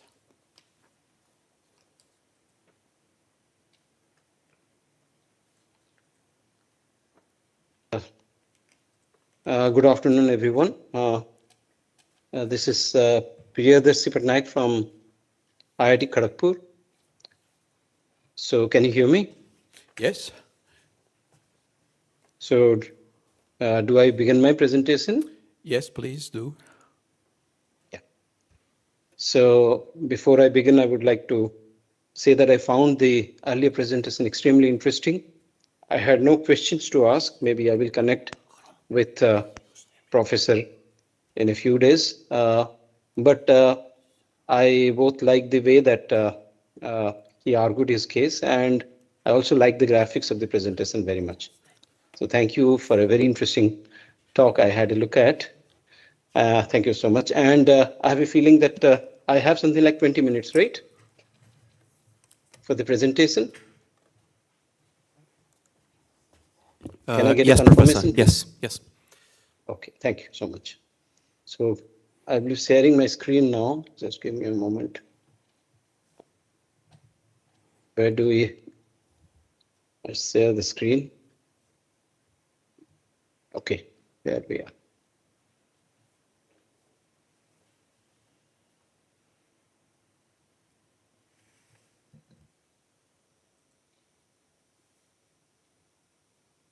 So can you see my screen? Yes, we can. Can I get a confirmation, please? We can see, yes. Okay, thank you very much. So my talk just distinguishes between an approach of looking at the concept of rasa from the perspective of the perceiver from two different stands. And so I will be talking about these two stands here only. I don't make a claim to any remarkable or novel claim, novel points, but I believe that this understanding of the difference and a sensitivity to that probably would be meaningful and useful when it comes to understanding this particular theory. So the way I would be going about it is to briefly talk about how rasa is defined. I'm sure that much of the learned audience are familiar with the concepts, but for some of them who may not be, maybe a few words. Then we'll have a quick look at the way that different theorists talk about how rasa works and different views. So the third point is something where I'm talking about the applicability of the theory for any kind of aesthetic context, irrespective of whether it's India or outside the country. And the fourth one is where I'm talking about the cultural layer and the implications. And it's when we come to the cultural layer and its implications that we find that there is the potential for emotional intelligence moving into a meditative state and in a deeper sense moving in the direction of spirituality. So that is how the talk is shaped. So if you're looking at the concept of rasa, let's say that we can here translate it as aesthetic emotion, aesthetic pleasure, aesthetic release, aesthetic delight, something which is to be tasted and savored etymologically from the Rasayana Shastra, from the metaphor of the culinary sciences, from the metaphors of Ayurvedic medicine. And in a very simplistic way, I don't want to say that it is, I don't want to overclaim this, but it's somewhere a combination of emotion, not in the normal sense of the term, but in a heightened sense of the term, combined with delight, pleasure of a different kind. Okay, again, of a heightened kind, of a different kind. And when we are looking at, let's say, Natya Shastra, we have something where we are told that rasa arises from a combination of factors like causes, effects, accompanied by transitory emotions. And we need to understand the context. The context is that when the rasa concept emerged, emerged in the context of performing arts, especially theater. And in that context, when an enactment is taking place, there are actions and there are evolving reactions to those actions on the stage. And when these things happen, there is a causal relationship between the two, people acting, people responding to those actions. These are indicated through bodily responses, speech, music, and other visual displays on the periphery or maybe on the stage. And this can create a response in the actors themselves on which some of the theorists are concentrated. It can, for instance, Bharata talks about it, Bhattalalota talks about it. It can also have its impact on the observer, the reader, the audience, and that is the current focus of this paper. So Sri Sankunka, Anandavardhana Bhattanayaka, and of course Abhinav Gupta, they are focusing on rasa being something which is experienced by the audience, by the viewer, by the reader, by the listener. And this is what we are going to focus on when we are looking at this mechanism. Here, you might have seen that I had highlighted emotions. And here again, I highlight emotions because when we talk about an intracultural and intercultural context, we find that especially in the terms, translating terms is a challenge. We are told when we are translating, and scholars have translated, that rasa may not and need not and should not be translated into emotions in the ordinary sense of the word. Nonetheless, it is important to identify emotions, because if we translate the 8 or the 9 significant rasas that we are talking about, all the rasas can be translated into something, many of them can be translated into something which have some kind of equivalent to emotions that we experience in our day-to-day life. We'll come to that little later. So I'm not going into the depths of this particular aspect of things here, but you see that rasa is, we will not also go into the details of the way it is cognized or theorized. We will not do that today. But aesthetic emotions are emotions that are felt during aesthetic activity or appreciation. These emotions may be of everyday variety like fear, wonder, and sympathy, or they might have a kind of variety which generally we don't see in day-to-day life, experience of sublimity, of the beautiful, or of the kitsch. In each of these respective emotions usually constitute only a part of the overall aesthetic experience. And if we say what is an aesthetic experience, a part of it, but a distinctive part of it is the savoring or the experiencing of it, and the enjoyment, the delight, the satisfaction we derive from it, which urges us to continue to go through that experience or continue with that experience. So I will not go into the details of these right now. One of them shows a wheel of emotion, which is discrete. By discrete emotions, we are talking about love, romance, ecstasy, disgust, admiration, all these things, fear, anger, sadness, happiness. But we can also map emotions in terms of their arousal and valence. So we can say that either it's a positive emotion or a negative emotion. It's a emotion which involves a lot of excitement, arousal, or it is an emotion which involves less arousal. For instance, if we are taking the example of, let's say, calmness, then calmness would be low on arousal and little positive in valence. If you're talking about excited and happy, or joy, delight, then we are saying that it is high on arousal and positive in valence. If you're talking about anger, then it is low on, it's negative on valence, but high on arousal. So we can map also the discrete emotions onto a dimensional map. We can also map a dimensional emotions onto a discrete map. But what is important is that if you're making a comparison, when I did some work in this area, I found that interestingly, if you're looking at the rasa theory, we have these 9 rasas according to Bharata, 8, and then Santa being the additional one later on, as many scholars claim. Shringar linked to the erotic emotion, Veera linked to the heroic emotion, Bhayanak to the terrifying, Adbhuta to the element of surprise, Raudra to anger, Vibhatsa to disgust, Karuna to sadness, Hasya to happiness, joyfulness, and Santa, interestingly, missing in many of these very common metrics.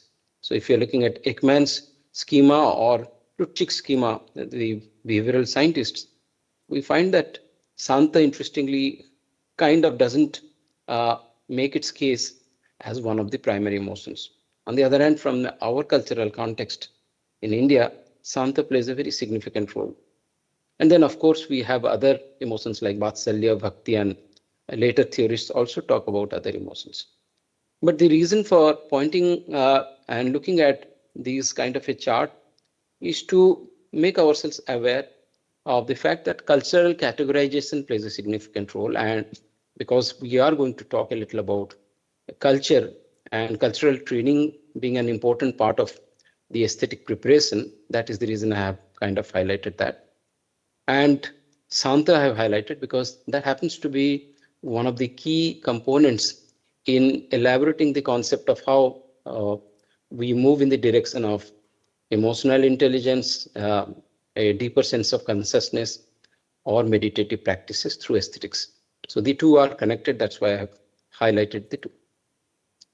When we are talking about the rasa mechanism, which I briefly talked about, and if we are just talking about the work, this could be on a stage, this could be a musical work also. So where the actors could be the musical notes or the musical instruments, in whichever way we look at it, then you find that there are causes and effects in the world of the art, and then there are the vivitaries or the I would say the minor causes which intensify. And wherever you locate this thigh or the intense emotion, there is an element of transformation which we call rasa. Now, what I am trying to simply share with you here is that there are arguments about plastic arts, because one says that if you are looking at a painting, you are not really going to be able to experience rasa. Now, that's a highly debatable point. I'm not going to discuss that in this particular context. But if you're talking about art which have a linear origin, and start with, we can look at novels, we can look at films, we can look at theater, even dances which include abhinaya and meaningful communication, not just activities. There is the potential for rasa to whatever extent. So in that sense, what is it that is experienced when somebody has rasa? What is it that rasa, as a rasa emotion or an aesthetic emotion or an aesthetic experience, what does it constitute?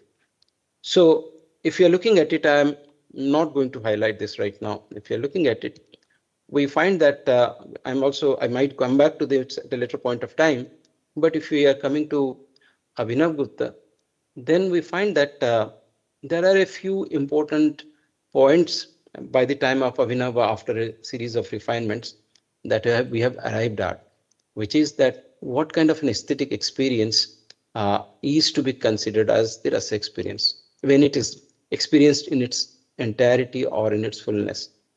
So the first thing is that he puts a stop to the debate, at least at his level, saying that the rasa is something which is to be explored in the perceiver. So if rasa is to be explored in the perceiver, what is it that we are going to focus on? The second point is that the perceiver is somebody who is not directly affected by whatever is happening on screen. He or he is seeing it from a distance. There could be negative emotions also. We will talk about it. And in order to answer the question that how is it that a negative emotion of sadness or anger can generate a aesthetic experience, we talk about the emotion not being the traditional emotion that we experience in our day-to-day life. When we are looking at a aesthetic emotion, the aesthetic emotion is distinctively different from a real life emotion. In a real life emotion, when we look at an accident or we are told about an accident, we are horrified. And it touches us at a personal level. But in a art world, we are not experiencing it in that way. We are distanced in certain ways. There are also modern theories we talk about it. But here, alaukika, not ordinary, otherworldly, is the kind of kind of term which kind of explains this. Actors suggest, then we come to the point about the involvement, the deep involvement. Abhinav talks about getting lost in the experience. And we have contemporary theories of flow which talk about getting involved to such an extent in an activity that you forget yourself. And when you forget yourself, you forget time and space as well. So this can be something which happens when you are doing something like we are playing a game or you're deeply involved in some creative work. It can also happen if you are deeply involved in an aesthetic work. You are so much lost in reading a book or experiencing a theater or a music that you forget yourself. So this notion of forgetting oneself is where one is detached from the normal, the natural, the day-to-day regular world of time, space, and the self and its interaction within the space of space and time with other components. So where we have this kind of a situation of loss of the self, I have forgotten myself. And then when we are talking about pain or the transmission of something within which is within quotes painful, then whose pain are we talking about? Because the self is kind of lost, it is detached. I will not touch upon some of the other aspects like mass contagion when a communal group of people are experiencing something. They may be together in a theater or a musical performance where they are deeply involved in the process. But it can also be at a communal level. It is not just one person, but a group of people can also experience that. So loss of time and space, the concept of flow is something which is equally applicable for the audience. And that is also something which Abhinav talks about. So at the outset, I must say that the and chamatkar, immersion in enjoyment, something which is never satisfied, which is continuous and continues. Sometimes if we are reading a poem again and again, we are still delighted. The delight doesn't stop in some cases because we like the work so beautiful that we go back to it again and again. So if you are taking this approach, so what I'm trying to say is that can aesthetic experience anywhere, that is from any culture, any tradition, fit into the Rasa's explanatory framework? And my answer is that yes, it is so to a certain extent. That the experience of Rasa that is depicted by Abhinava and some of the later theorists is something which comes akin to a very involved experience of aesthetic release or aesthetic enjoyment, be it any other tradition, be it any other culture, rather than just the tradition that we are talking about. And interestingly, that's a tradition which probably is partially lost to it, us as well. As academicians, we talk about it, but how many of us are trained in that tradition to experience an artwork? This brings us to the concept of the Sahridaya, which is that can all audience, can all experiencers, can all listeners, Shrota, Sahridaya, can all perceivers experience this rasa? And this is where, as I told you a little earlier, irrespective of which tradition we are talking about, when we are deeply involved, a part of those experiences can be shared. But then we find that there are certain conditions which are laid down in the Indian tradition for the ideal spectator, the ideal Shrota, listener, the ideal reader, the ideal audience, or the ideal viewer. And so in Bharata's Natyasastra itself, we have the concept of a sumana, a refined, well-disposed, prepared mind, which is trained, which is oriented. And when we are talking about Abhinavagupta, we are talking about very interesting concept of pratibimba, of mirror of the mind. All right. And this mirror of the mind is a very, very important concept to my mind, which I will elaborate a little later. Because you see that the mirror concept also involves reflection. And when you are talking about yourself being mirror, you are no longer reflected in it. So there is the concept of emptying yourself so that you can absorb the experience from everywhere else. So the mirror's identity is a little problematic in that sense, in the sense that the self itself is to a certain extent, I would say, negated because you are reflecting everything else. So you are cleaning up, and there is also the notion of purifying the mind, which makes it possible for you to absorb everything without any biases, without any personal biases or impurities. The other concept is Hridaya Sambhada, and which is sympathetic response, identification, the ability to relate to something, not seeing it from within quotes your perspective, which much of literary theory talks about. The modernists and the postmodernists highlight this aspect of things. But looking at things with a specific cultural orientation, with an intent to experience things within quotes in a specific way, to be trained in that particular way. And the consciousness itself becomes reflective, luminous, capable of holding appearances without being bound by them. So you find that when Abhinavagupta talks about cyber philosophy also, he kind of uses the same metaphor. And that is where the connection is made, he himself claiming that aesthetic experience could be a precursor to deep contemplative or meditative experience. And then, of course, training. So if we are talking about another tradition and its framework and the Rasa theory, then one would say that the other tradition, one is not trained to experience Rasa theory or Rasa experience the way one is trained within this framework. So if you're taking this framework and the guidelines that we might have, okay, for the do's and don'ts of what is to be done in order to experience Rasa, then training also plays a very significant role. So we can identify training, clarification or purification of the mind, the ability, reflexive attitude of the mind, and the ability to identify, to resonate, become no self so that you can become somebody else's self. Okay, so emptying yourself so that you can become everything that you are experiencing. These four parameters kind of emerge out of the discussion of the trained audience that we are talking about. So when we move on, you find that I have kind of talked about the entire thing and I will not elaborate it any further. What I would like to do rather is to move on to one of his famous quotes, which is from Santarasa, translated by Masaman Patwardhan, that he says that at the root of everything is the element of repose, rest, calmness, and Santa.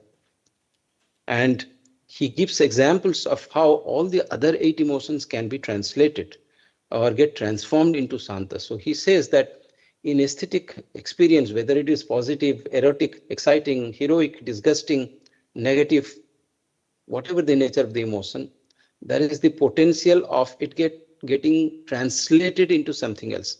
And this translation into something else can happen in many ways. For instance, when it comes to rati or the erotic love aspect of things, when you are deeply involved in the process, you kind of lose yourself in the other. So intensification.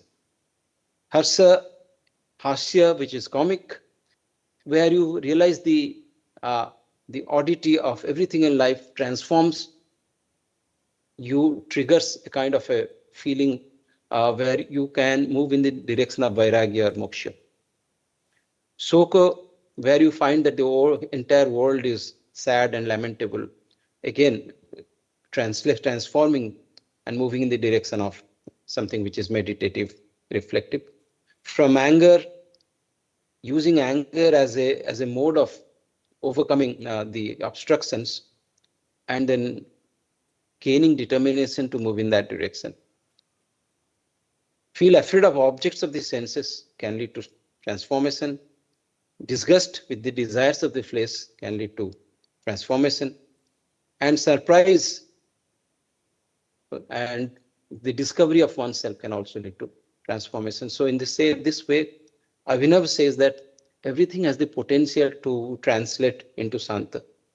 And so if he's looking at the other emotions having the potential to get translated into Santa or to calmness or meditative kind of enjoyment, when we look at the potential of a training which purifies the mind to such an extent that as a receiver, you kind of lose your selfhood and embrace everything else within that space for that period of time.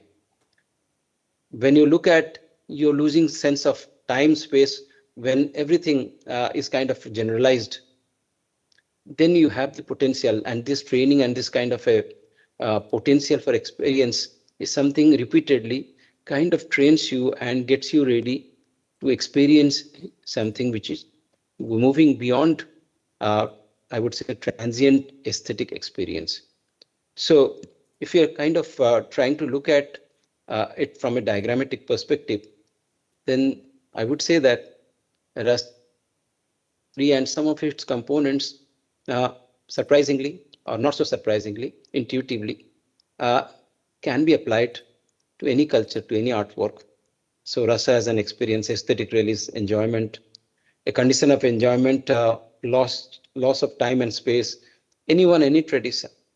But the moment we bring in Sahridaya, which combines by saying that a Sahridaya or an ideal spectator or an ideal aesthetician is somebody who needs to be trained in a specific way, and that is where the cultural component comes in. But more important than that, there has to be the potential to be a good aesthetic audience. So the potential is important. Not everybody naturally can experience that. So that when the two things are combined and you have the mirror-like sympathetic component, which are unique here or come from training and one's natural abilities, combined with the generic experiences which have, like being in a state of flow, feeling timeless, feeling spaceless, feeling identityless, lost, which can happen in any tradition, then you reach a kind of a generalizable or a universalization of the experience. The experience is no longer particularized. The experience transcends its locale and goes beyond. You experience it as as a transcendental kind of an experience. And that is where the potential for emotional intelligence is there, because when there is detachment from emotions, when you're not colored by emotions, your emotional intelligence is pretty high. I remember a study which was reported in by Paul Ekman and friends of two Buddhist meditators who had training of more than 20 years being shown a series of images and identifying them correctly more than 95% times, compared to common people who generally were able to identify it only 50% of the time. So the question which was raised was that how is that people who spent hours and after hours in loneliness, in isolation, meditating, were better at identifying emotions in others than people who spent their entire life in the society. So this detachment, one of their observations was that this detachment, this clarity, which comes from lack of confusion, lack of confusing emotions, which muddles up our perception, could be playing a significant role in their enhanced emotional intelligence and clarity.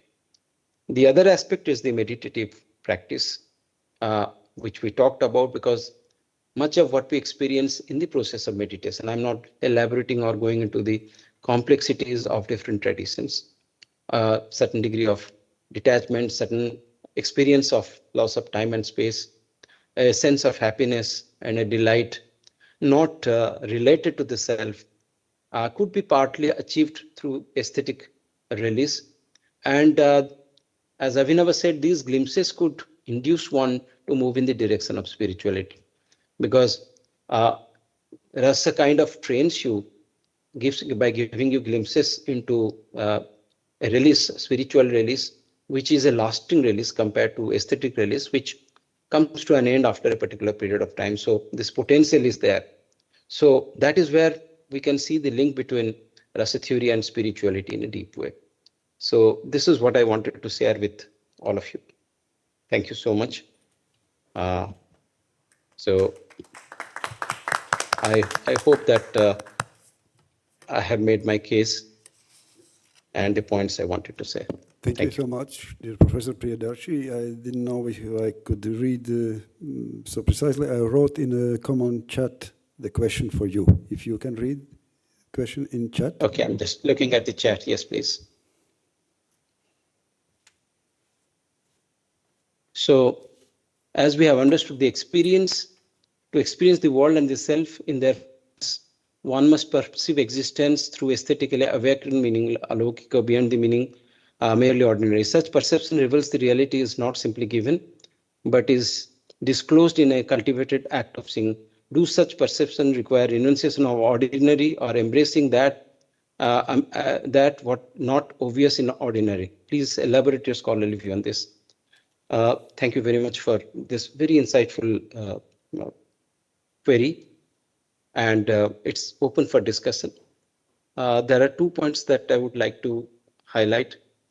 One of the things is that some of us are more aesthetically inclined in specific ways, not in terms of degrees, but the way we experience.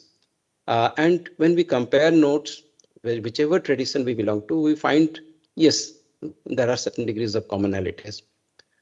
The other thing is that question of training. We are told here, although we are not, I myself, I would say I'm not trained in this particular tradition in that specific way.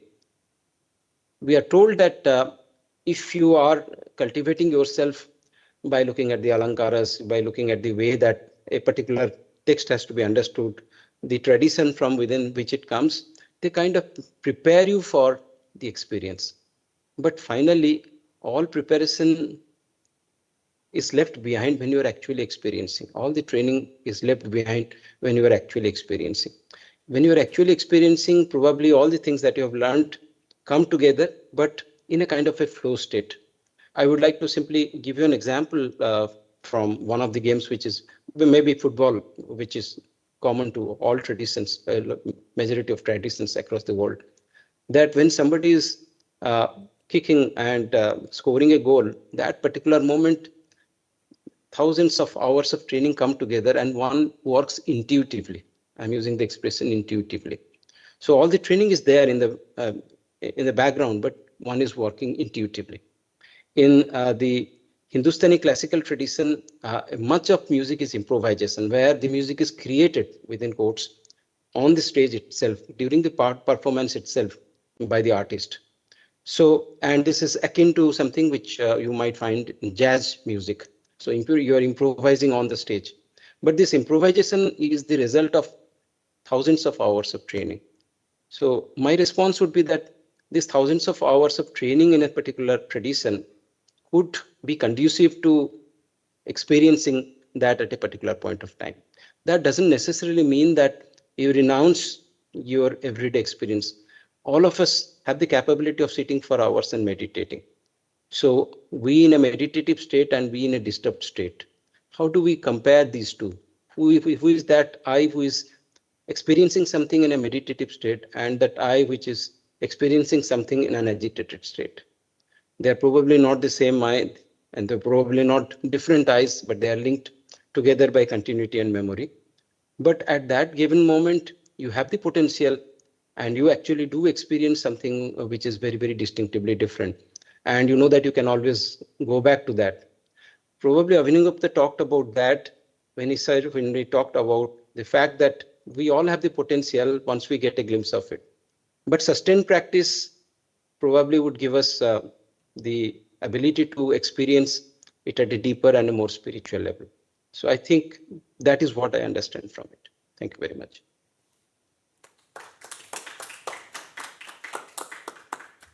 Thank you very much for this insight. I think we all are happy for hearing your elaborative lecture, and I really, really hope that this is not our only one and last conversation with you. I am looking forward to keep communicating with you and invoke new insights. Thank you. Thank you so much.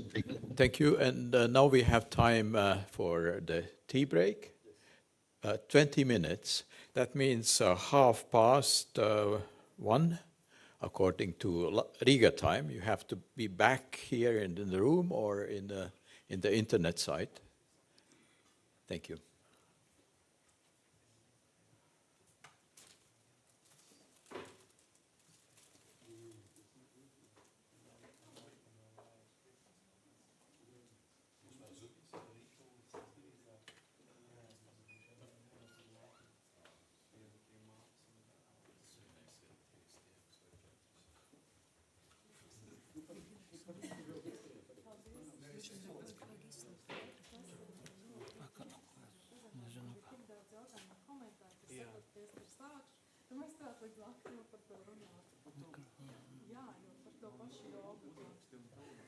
Jā, un vēlreiz, kur ir bildēm šitā? Labi. Varbūt ir kāda prezentācija, tur pirmais slaids. Nu, varbūt šeit.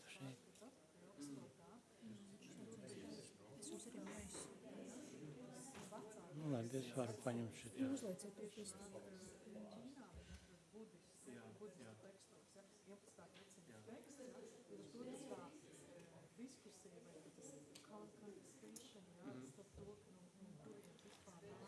Šitā.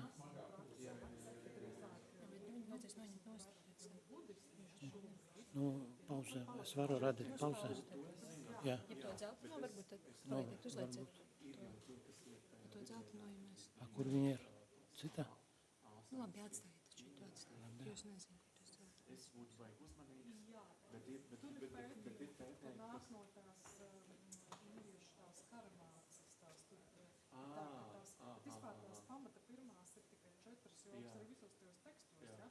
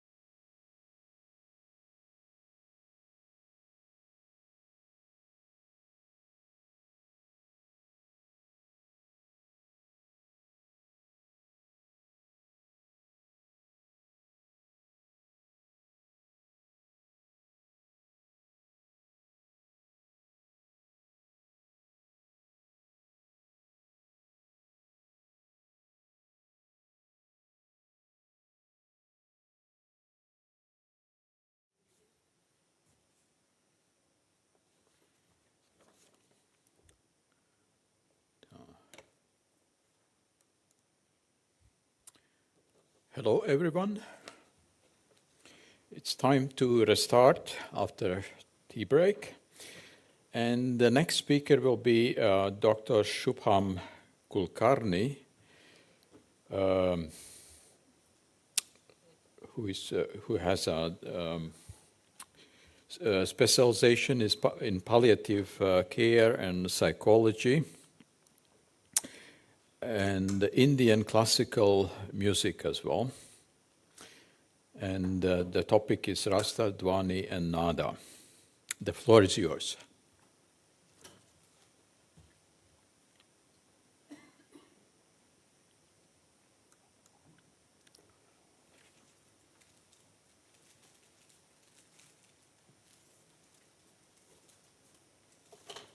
Namaste, everyone.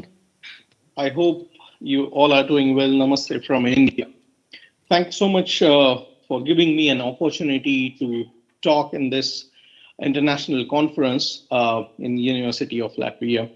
I'm very much happy to talk about this topic because this is very near and dear topic to me as being an Ayurveda physician and working in the field of Rasa, Nada, and from Abhinav Gupta perspective, I'm doing in research in that field also. Being an Indian classical musician and also an Indian classical music therapist, I work with both the angles, philosophically and clinically also. So I would like to present today's topic in both ways. That's why the name of the topic is Rasa, Dhvani, and Nada from philosophical as well as clinical point of view. So in this particular topic, to start with, I would love to start with some nada, that is some sound. So I would love to sing the chanting of Omkar and a mantra, and then we can start the session, actual session.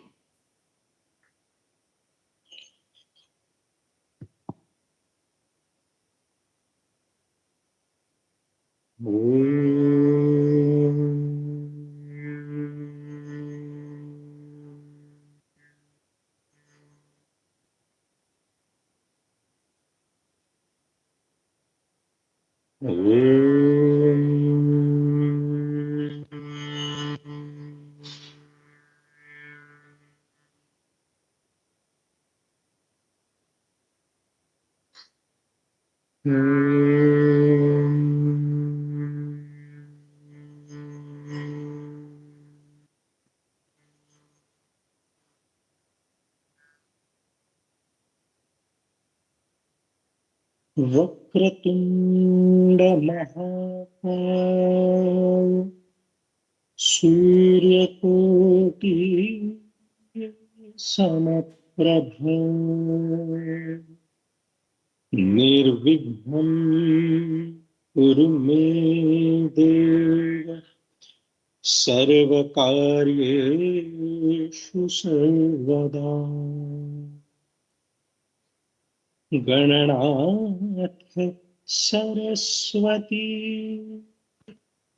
Ravi Shukra Brahaspati Panchayatan Smare Nityam Vedavani Pravartate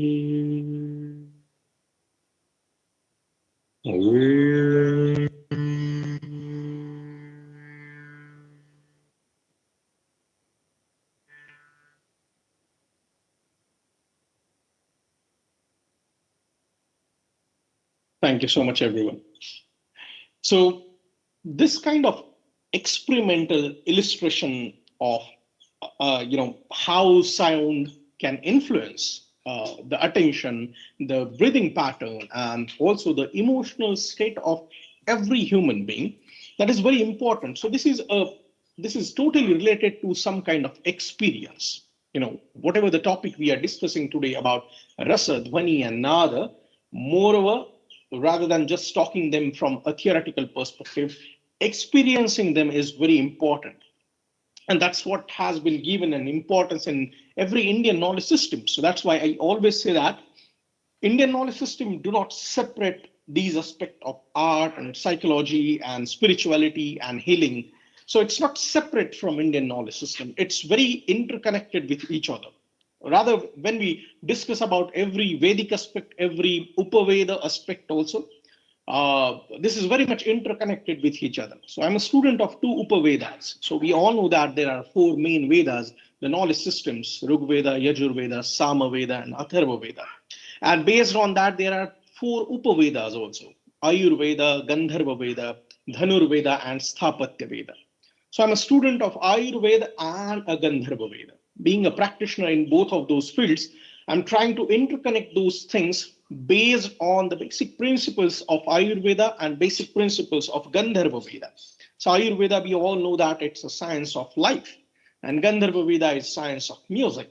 So when we are talking about these aesthetic experiences through the Nad, through the Dhvani, and through the Rasa, so it's all based on Gandharva Veda. So that's what my research and my work in this field right now, which I'm working on, says like this is all based on some kind of the Vedic aspect itself. So whenever we are talking about this Rasa, Nada, and Dhvani, there is an importance nowadays for each and every person. The thing is, because of the modern world, the modern mind, because I practice mostly in the palliative and mental health care. So patient comes to me with various disturbances and disorders through the mind. And for those kinds of people, when you are using any kind of a treatment, let's say I'm using Ayurveda as a treatment, these kinds of aesthetic experiences, let's say like I'm using music as an art form, as a Nada Chikitsa. Nada means sound and Chikitsa means therapy. So I'm using music also as a therapy for those kinds of people. We get good results from those kinds of experiences which we give to the people. So I always say that it's an information rich modern world and modern mind right now, but emotionally it is very deprived. So even around us, surrounded by the people in the society, we see that emotionally it is very deprived kind of thing. There are multiple problems related to the emotions, and every Veda, every Upaveda has stated these emotional disturbances. Even in Ayurveda, there is a very beautiful quote in Ayurveda, in Charaka Samhita, one of the texts of Ayurveda: Kama Shoka Bhaya Krodha Harsha Irsha Lobha Sambhavan Paraspara Pratidvandvairi Bheva Shamamnet. So this is related to all the emotional vitiations and how to treat that emotional vitiations. So it is actually a replacement of emotions by the contrary emotions principle or the theory explained in Ayurveda. So based on this principle, we can use different kinds of aesthetic experiences. We can use any art form, we can use music, we can use any treatment also. So Ayurveda has also emphasized on different techniques and different methods for emotional well-being. So the topic today, we are discussing about all these things for the emotional well-being. So we can definitely use these kinds of aesthetic experiences for the emotional well-being, because around us we are seeing that there is a rising anxiety, loneliness, burnout. There are so many emotional disturbances around us within the people. And the explanation of the Shanta Rasa explained in the Abhinav Gupta, or explained by Abhinav Gupta and Bharata Muni, is very important right now from my perspective. There is a quote in Abhinav Bharati, one of the texts of Abhinav Gupta, saying that Ananda Rupatam Sarvarasana. So every rasa leads to the bliss. Every rasa. So we all know the Navarasas. We all know the Navarasa philosophy, and we all know the explanation given by the Bharata Muni in Natya Shastra and by the Abhinav Gupta in Abhinav Bharati. So all the Navarasas, he says that Ananda Rupatam Sarvarasana. Every rasa leads to the bliss itself. The thing is, how to use that rasa as a therapy, how to use, when to use, and for what duration to use, that is the matter of the technique, and that is the matter of the science which you are using it as a therapy for the emotional well-being of that person. The explanation of nada is also very important in Indian classical texts. So, from one of the texts of musicology, It says that nakaram prana namanam dakaram analam viduhu. So nada is the combination of na and da. So this na means the prana and da means the agni. So there is a prana agni sanyogatena nadaha sambhavu bhavet. So when there is a union of prana and agni, there is a formation of the nada. Very beautiful explanation from my point of view. Being a practitioner of Ayurveda also, the prana and agni are very much important factor for me to always check in my patients. So if you are looking towards the nada from the prana and agni perspective, as a musician also, I always state like that every musician and every listener also should be with good prana and good agni to receive that experience through that dhvani and nada. So the nada is actually the outer medium. The middle medium is dhvani and the inner medium is actually the rasa. So it's as like all of you are the students of Indic studies and Indian knowledge system, we know that the dhvani is actually the suggested meaning, which is evoked by any form of the art or nada or let's say music also. And through that suggested meaning, we actually get that essence, and that essence is the rasa, that emotion which we get. The music has the capacity to replace one emotion to the others. So there are different techniques for that, there are different rules for that, there are different clinical methods for that, to use that kind of different musical patterns. Working in the field of Indian classical music, I use different Indian classical music patterns as the experience through the rasas, or raga rasa siddhanta. It's a very important and very famous principle in Indian classical music regarding raga and rasa. So what is raga? Raga means the combination and permutations of the notes. So in Indian classical music, we have like sa re ga ma pa dha ni sa, sa ni da pa ma ga re sa. So these are the musical notes which we have in Indian classical music. So the combination and permutations of these notes is termed as raga. So Ranjit Anainati Raga. This is the definition of raga, one of the smallest definition. That one which entertains your mind is raga. So entertainment is also a medium through a music. And right now, unfortunately, people are seeking towards any kind of music just for the entertainment purpose. Students like all of us have that kind of responsibility to give that kind of knowledge to the people, that this kind of art form, this kind of knowledge through the nada, dhvani and rasa is not just for the entertainment, but it's for entrainment also, it's for your autonomic nervous system also, it's for your brain, it's for your heart, it's for your body. That's why we always seek towards, and I always love the word swastha from Ayurveda. What is swastha? Swa means self and stha means establishment. That self-establishment means swastha. And that is the important factor for each and every one of us right now in the whole world, that we all want to be a swastha human being. We all want to be a healthy human being. But the healthy doesn't mean only physically healthy. Healthy doesn't mean only psychologically healthy. Healthy category includes physical, psychological, emotional, and spiritual well-being, and then you are said to be a healthy human being. So that is the criteria for the healthiness, and that has been covered in this rasa, dhvani, and nada aspect, explained by Abhinav Gupta, explained by Bharat Muni, explained by Indian knowledge systems. So the thing is, this aspect of nada as a chikitsa, this aspect of rasa as a chikitsa. Chikitsa means the therapy. So when we are using the word chikitsa, we are using it very much clinically. So definitely these all perspective have some philosophical aspect also. So we talked about nada, how the nada is a combination of prana and agni, but whenever this is a very philosophical aspect, like we know that there is ahata nada and anahata nada. This has been also explained in different texts of Indian knowledge system, that struck sound and unstruck sound. So anahata nada, you all know that the omkar is the anahata nada. The omkar which I started the lecture with is the anahata nada. So that's why the Nada Brahma concept comes from that Omkara. The universe is the vibration.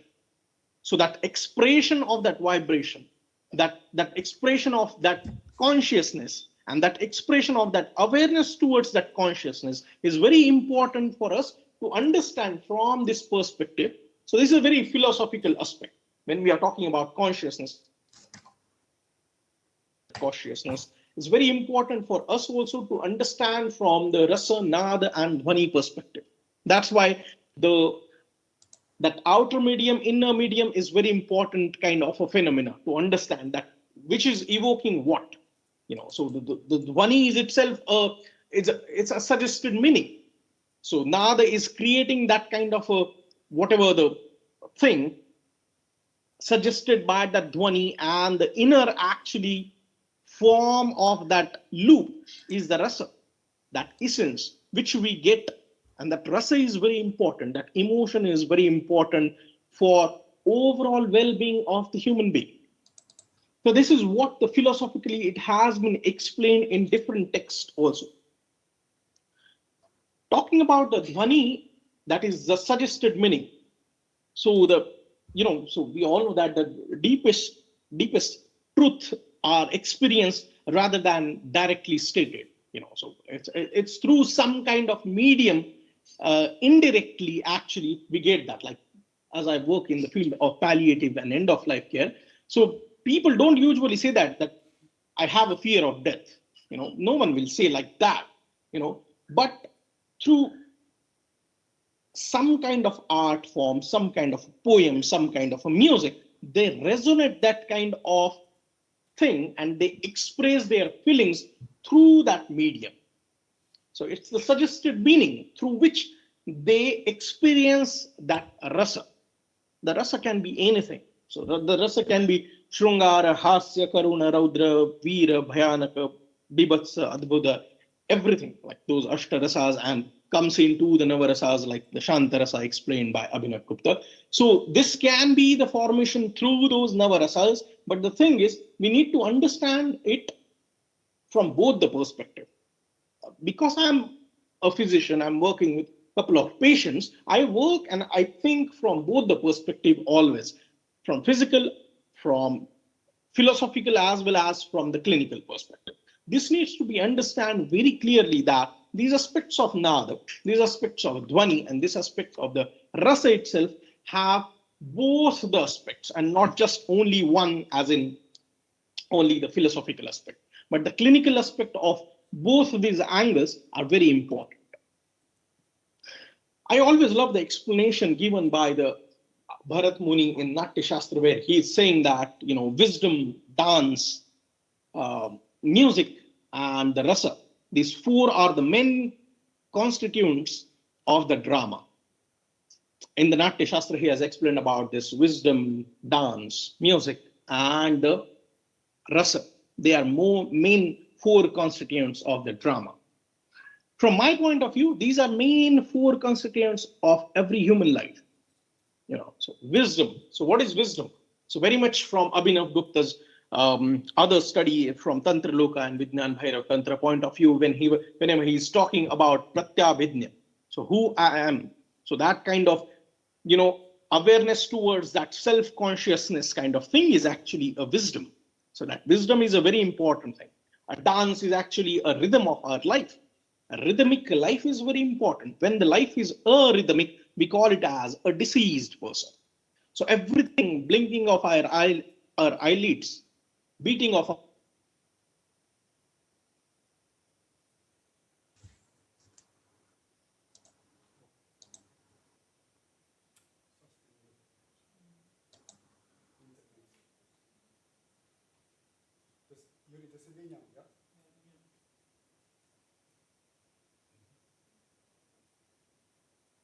is made up of those five elements. It's Pancha Mahabhutatma. So made up of those five elements, our body works for that kind of thing. So this is very important that the wisdom, the second one is the dance rhythm of our life. The third one is the music. So what is the music? It's the meaningful organization of the vibrations. It's the meaningful organization of the vibration, very important for the equilibrium of our life. And the fourth is actually the rasa, the emotions which transforms into the awareness, which gives us that kind of awareness for which everything, wisdom, dance, music, rasa, everything is interconnected with each other. And we need everything in our life to have that equilibrium and to have that balanced state of life, you know.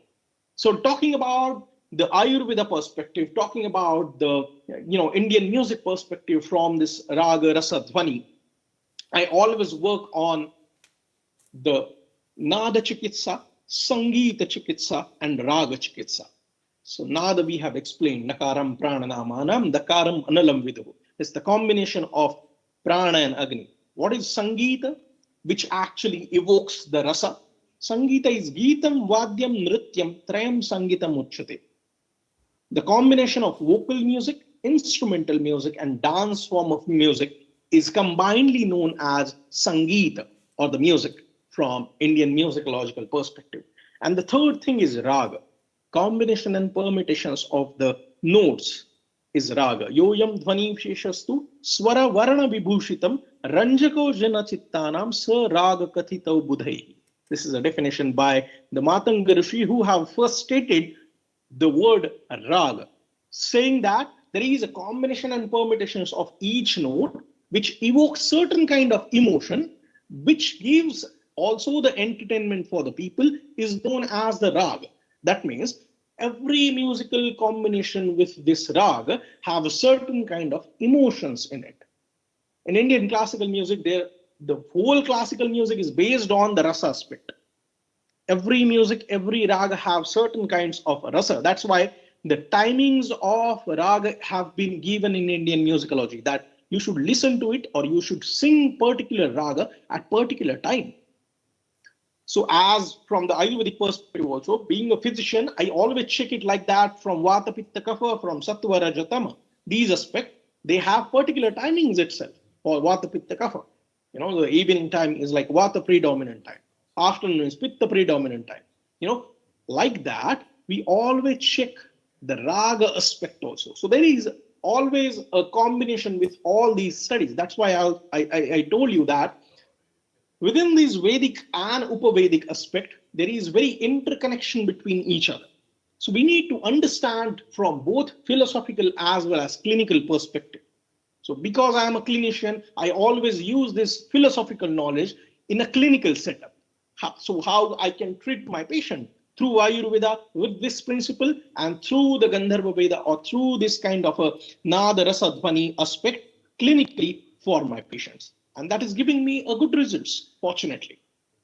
So this is the aspect of Indian knowledge system, which gives us so many things, which gives us a clear idea about the expression, the experience, and that awareness towards that consciousness. And everything which is we are studying right now, like for the whole day, I couldn't attend the whole seminar, unfortunately, because I was in the clinic. But the thing is, when I saw the topics of different mentors and different teachers, it's very interesting that how,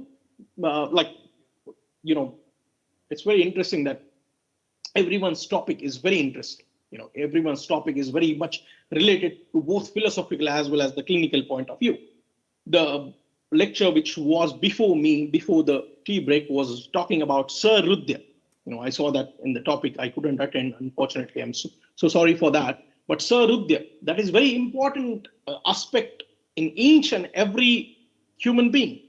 So that Sir Rudya Sankalpana, that Sir Rudya kind of a concept from the Abhinav Gupta is very important, or from the Indian knowledge system is very important, because for that essence of the rasa, like we talked about the nada and the suggested meaning is dhvani, and the essence actually we get it, that rasa or that emotion.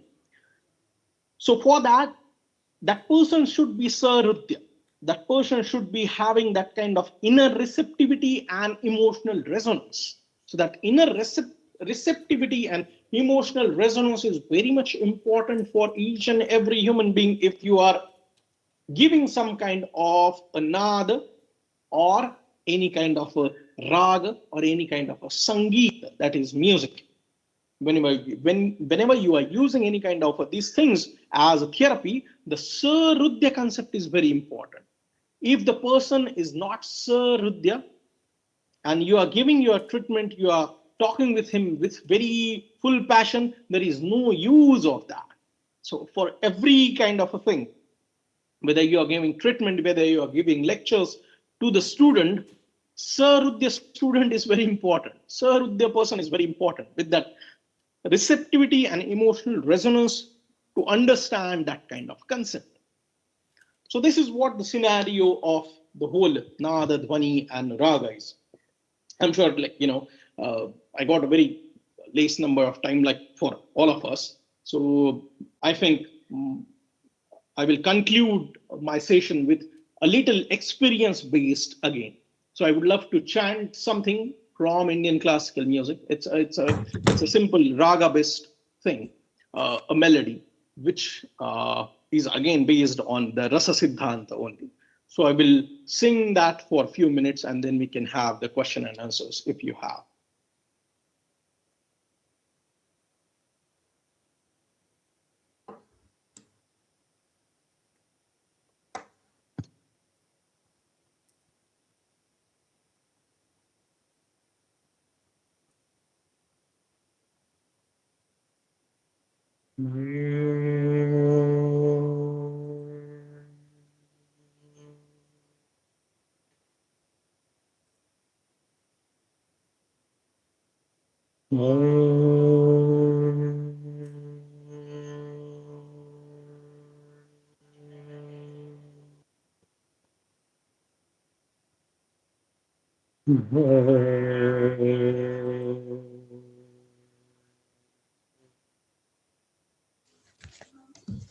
हाँ बोलो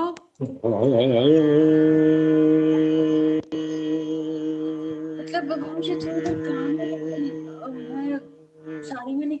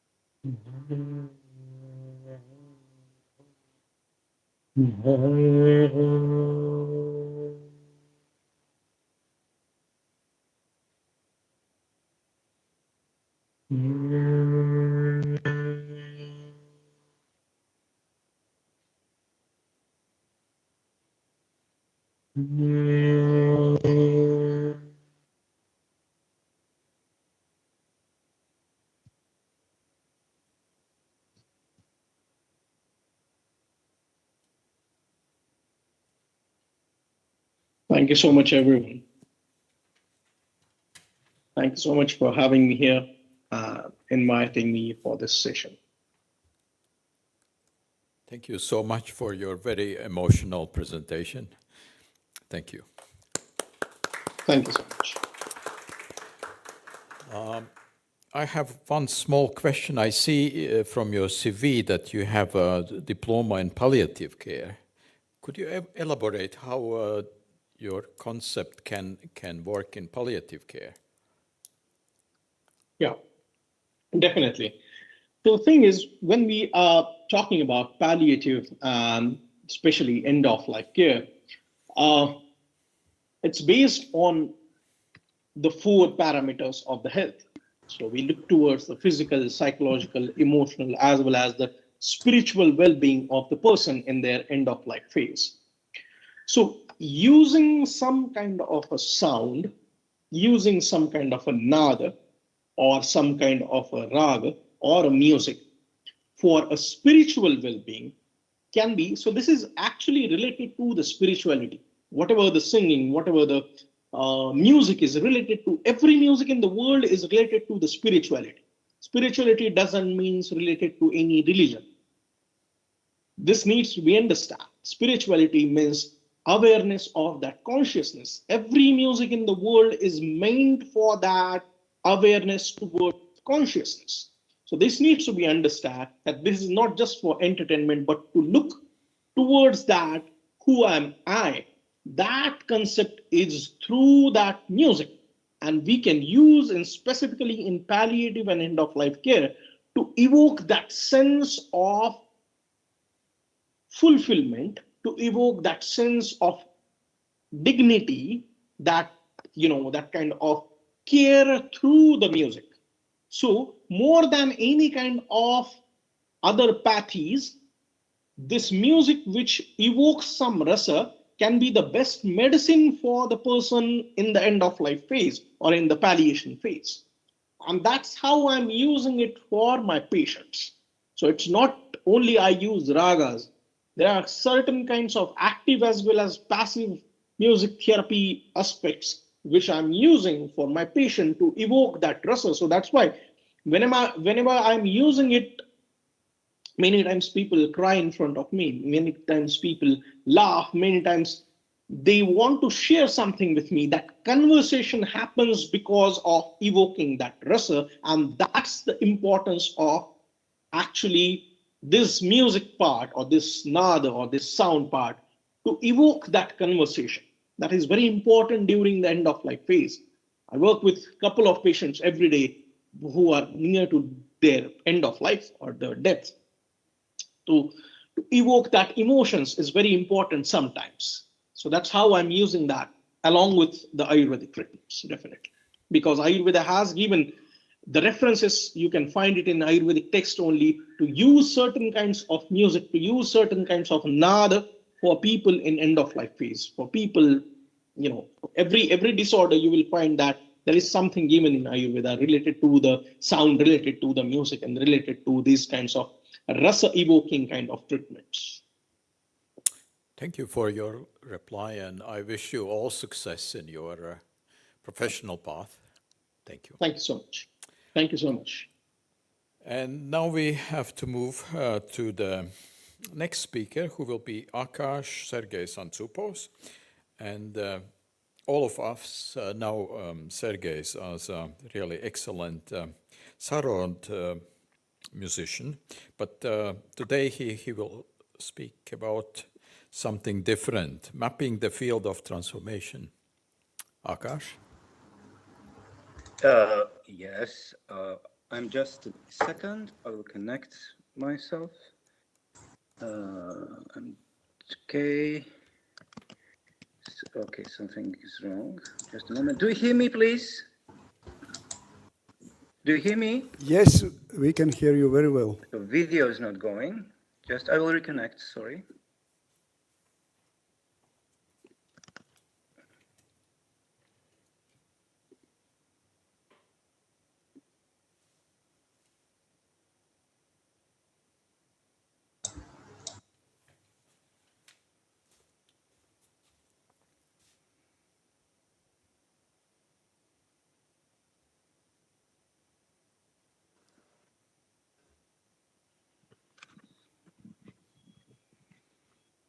Hello.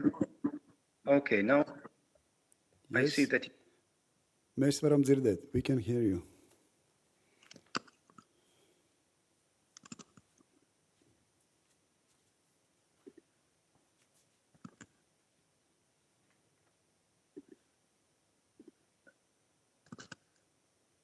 So,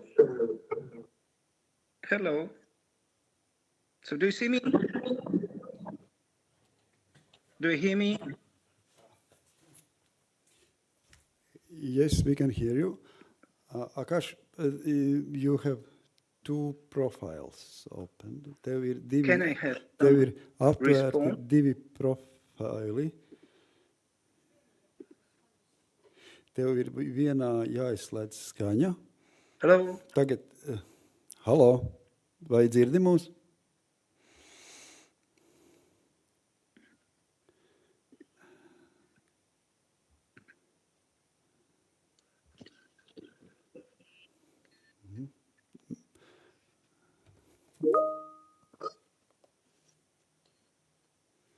Ah, you can hear me. And can anyone see me or Yes. see my presentation? Yes. Viņš nedzird. Vai tu dzirdi mani? Hello. Akaš? Akaš, vai tu dzirdi mani?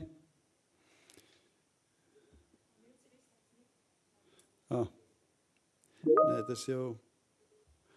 Halo, Akaš, mēs tevi dzirdam ļoti labi, bet tev ir divi profili ieslēgti tīmā. Aha. Jā, tad tas var radīt atbalsi. Tagad tas viens, kurš tu viens ir Akaš, tagad mēs tevi redzam, un tev ir arī Sergejs Ancupovs. Varbūt, ka vienu vajag noņemt to nost.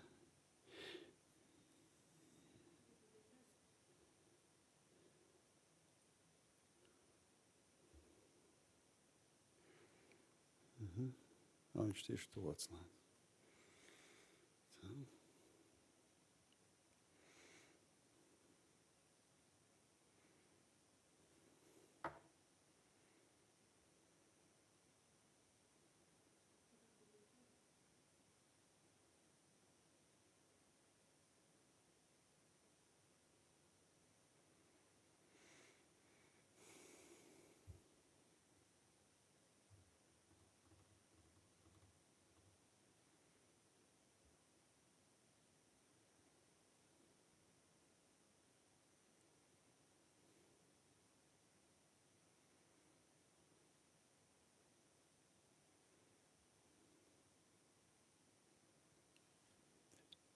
Mēs tevi redzam.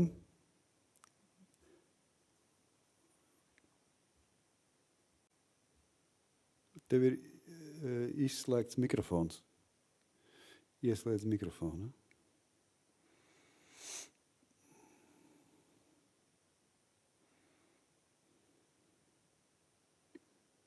Es varu pieslēgt prezentāciju, ja? Tagad mēs tevi dzirdam ļoti labi.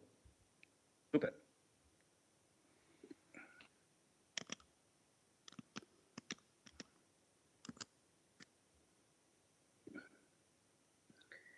Tā, vai kaut ko var redzēt? Var redzēt. So, can you hear me? Jā, varam dzirdēt un varam redzēt tavu prezentāciju. Ļoti labi. Okay. Then, so let's start. Te jūs redzēt šobrīd, so you can see the first slide, yes? Okay. Yes.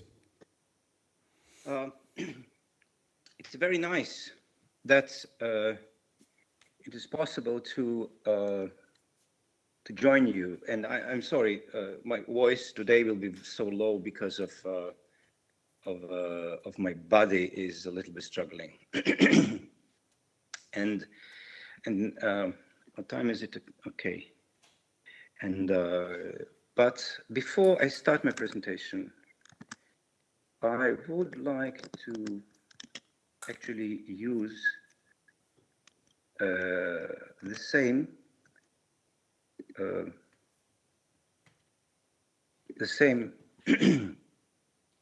idea that my colleague from Dr. Kulkarni used. I will start is a little piece of music just to change the atmosphere. It will be really for a couple of minutes.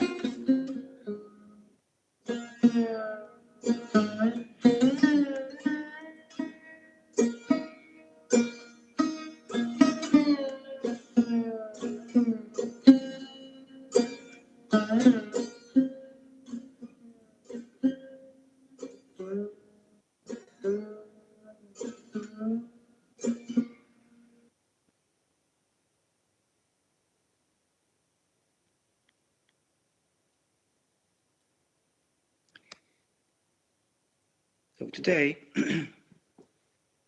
my idea is to continue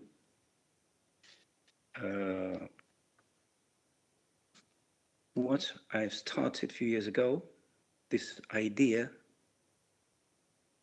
of two different approaches how we see and understand the world. If you remember this idea of duality and trichotomy.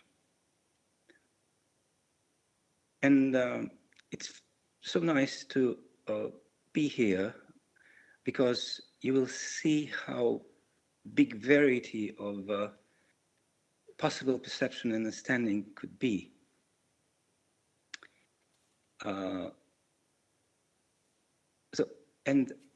Today, this conference is dedicated to International Day of Yoga.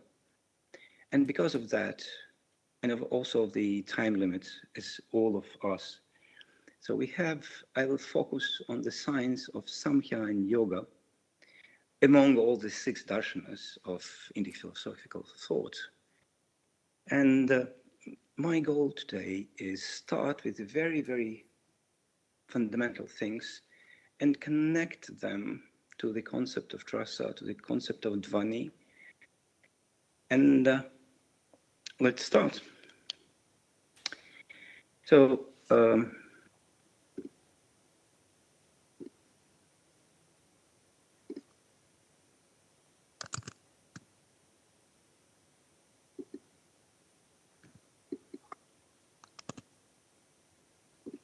the main, or let's say the first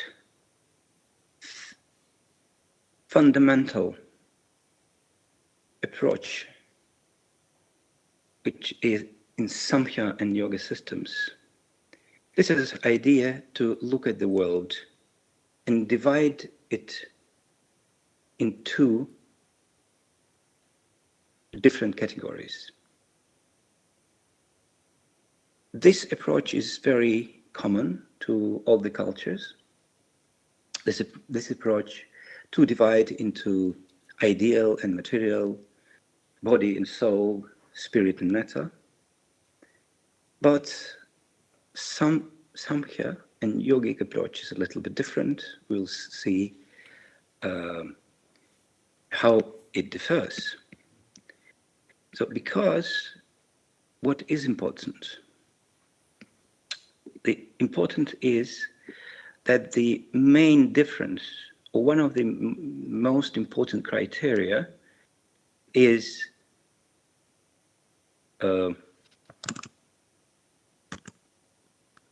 sorry, is that Purusha is unchangeable, intangible, immutable. It's one who experiences the world but doesn't change. And Prakriti, by definition, also is eternal, but it's defined by continuous modification.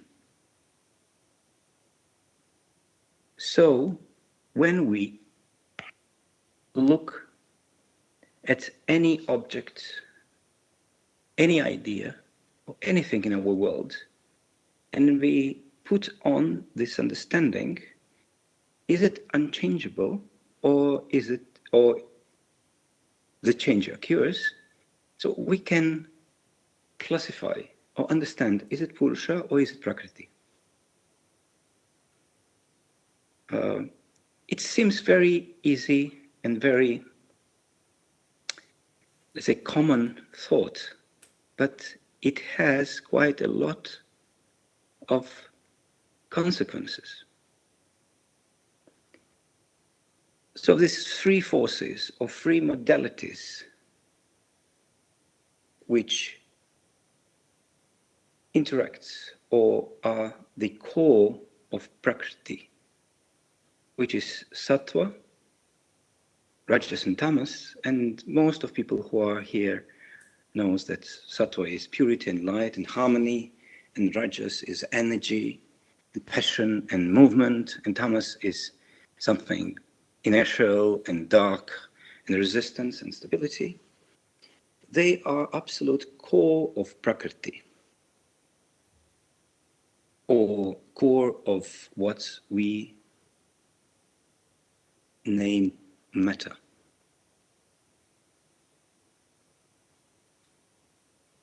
And so we have one, from one part, unchangeable one, from another part, one who changes all the time. So these three modes or three regimes or three energies, Sattva, Rajas and Tamas, they don't interfere with Purusha because it's unchangeable.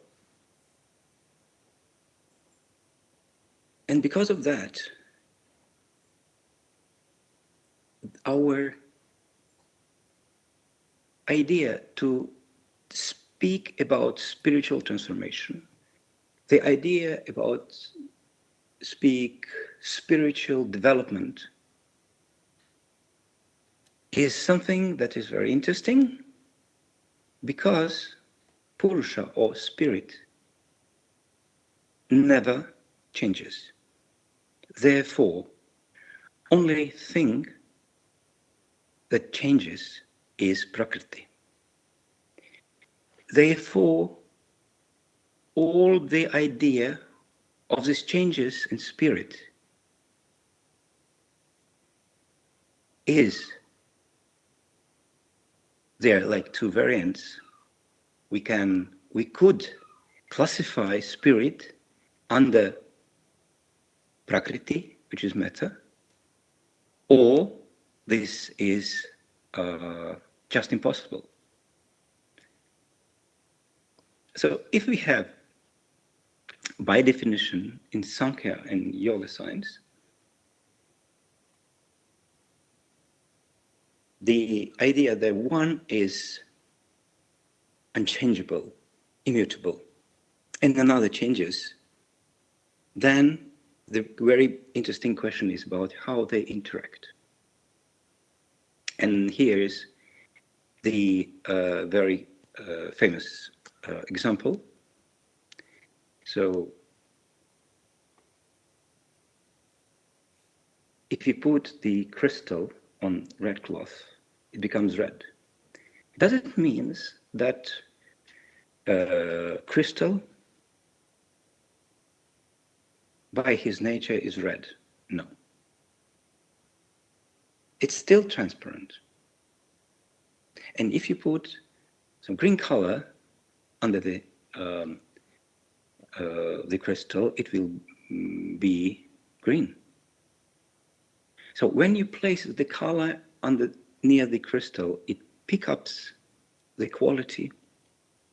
And this is the mechanics, how Purusha and Prakriti interact.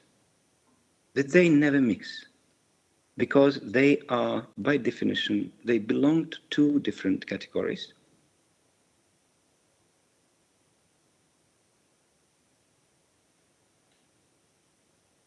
So in continuation, the ideas presented a year ago, of course you remember. So one very big difference between common perception and Western perception and classifying is that in Samkhya system, we have three different let's say three different categories we need to focus on, and now we will focus on chitta. Chitta changes, and ultimate goal of yoga is chitta vritti nirodha. That means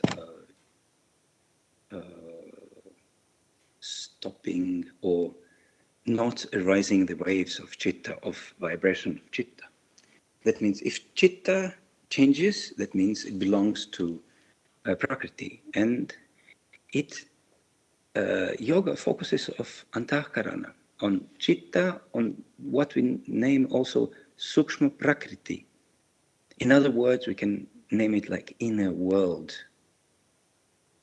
And this inner world is matter. It's subtle matter, but it's still matter. It is not Purusha. It is not myself. It is not one who sees the field.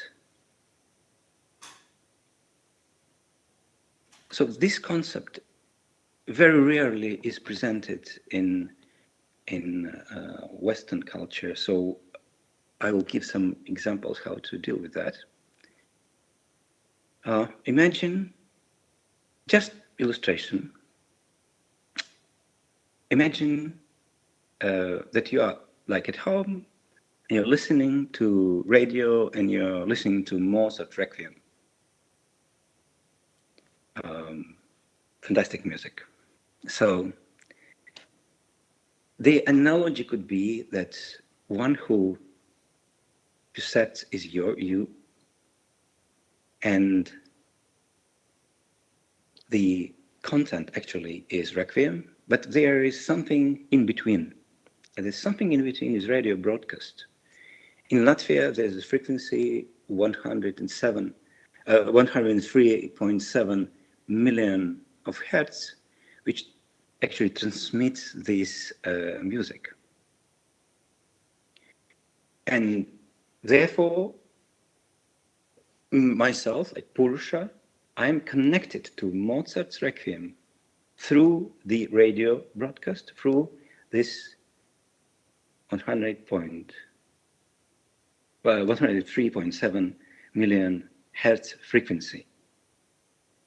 So these three are very, very, so I would never could imagine that someone could say, so I identify myself with the radio frequency, or so I am the same like Mozart or Requiem or this feeling. But I think it's like to be an absurd to think like so. But in the world we live in, we make this mistake. We associate ourselves with something which is vibration in your subtle body.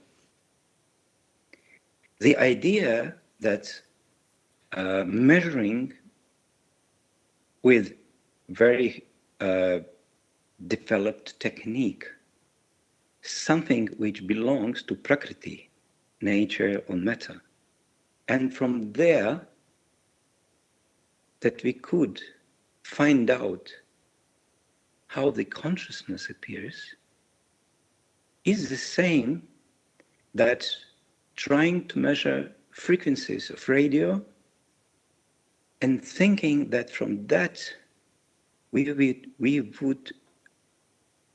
could find the how Mozart made his Requiem, for example. Because this all, or what I feel when I listen to the music, I mean I as Purusha. So I interact with the chitta, this energy of Sukshma Prakriti, and I feel something. But this feeling is not the same as a frequency. It's not the same as a chitta.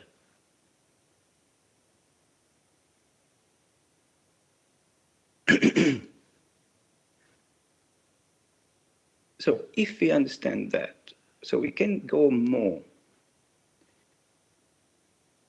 we can go further. Chitta is a vibration. So chitta could not be vibration. Chitta actually is substance or energy where the three different modalities exist. It's again from Samkhya and Yoga Darshana. So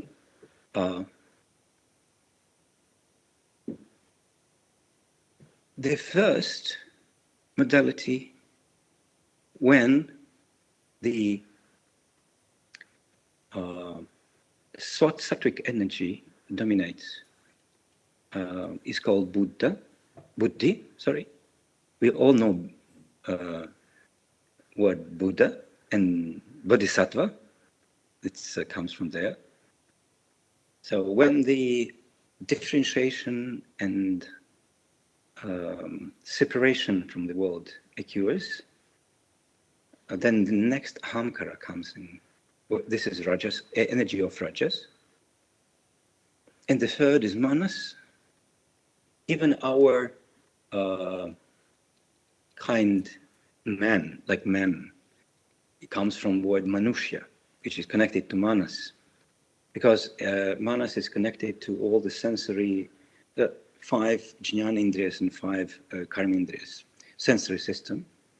And Manas comes with a tamas. Tamas means inner sea, and actually all the memory is a kind of inner sea, because something there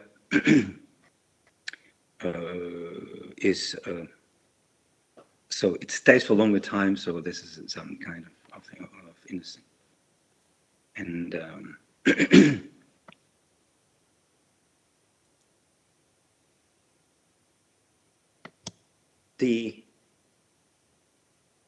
I will just, okay, let's go with that. So if you speak about Dhvani, so I will not go in a deep, say, definitions of Dhvani itself, but we understand like a general meaning of the sound. So Dhvani actually belongs to 2 categories. So first category is Prakriti, Sthula, and another Prakriti, Sukshma. So the sound, what you hear, being in concert hall or listening to radio, it's mechanical vibration in the air, and their perception how you hear it. And Anahata Dhvani is non-manifested sound, and actually this is something that sounds inside you. For example, when you dream, when you fell asleep, and sometimes you hear some sounds during the sleep. It's something which is not outer vibration. This is vibration that is inside you. Actually, it's vibration of chitta. And interesting, by the way, that word anahata is also the chakra, anahata chakra. Heart chakra is named by, with exactly the same word, and I think because it's important, because it's like it's a point where the lower chakras are connected to the higher chakras. This is the idea of chitta, which connects Prakriti Sthula with Purusha, or spirit or soul. And therefore, if we ask this silly question, where actually Rasa exists and where the Rasa is,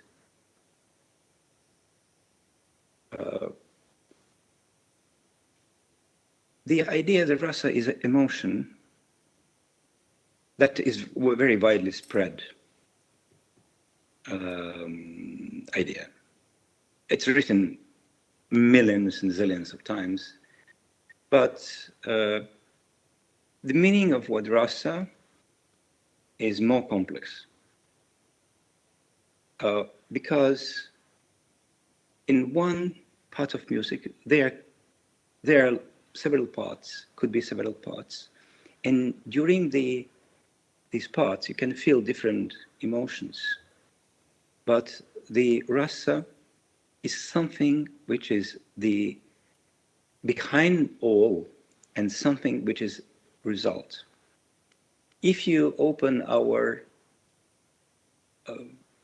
dictionary of terms of Ayurveda, yoga, and music, and you find word rasa, you will see a cloud of meanings, a lot of different meanings. Because rasa you can translate like taste, or you can translate which is better aftertaste. Rasa you can translate like the best part of something. Rasa you can translate like a juice or essence or salt, something important, idea. So if you combine this with word music, for example, rasa of the music, it's like aftertaste of the music or main idea of the music. There's something which rests after it happens.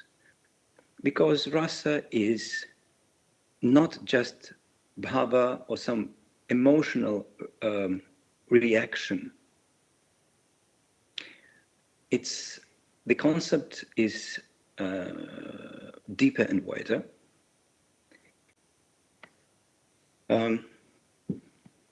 I think I start to run out of time.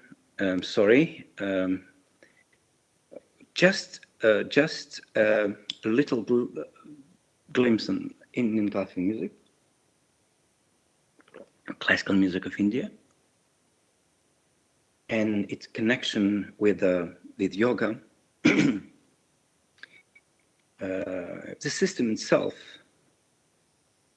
it is not straight connected to yoga, but it uses all the 8 Ashtanga yoga principles. The main idea that there are 2 other things. One, that you learn in the system Guru Shishya Parampara. That means you get direct knowledge as it is in the yoga system. 2 main directions of yoga, which is sadhana and vairagya. This is absolutely 100% in our system of music. I remember, for example, so that the children of my teacher, Ustad Amjad Ali Khan, Aman and Ayan, they told me that they had no chance ever to go out when they were kids, to go outside to yard to play football with the friends, or to go to some discotheque. It was impossible. This is very real vairagya. At sadhana, so what you do, you just learn music, you play, sing. This is very, very tough sadhana. So all these principles of yama and niyama in yoga,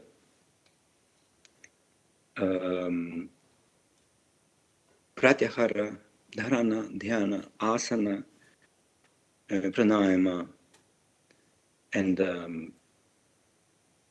they are the part of the system how the music is trained and performed. And and to summarize what I would, how I would to conclude, that the spiritual practice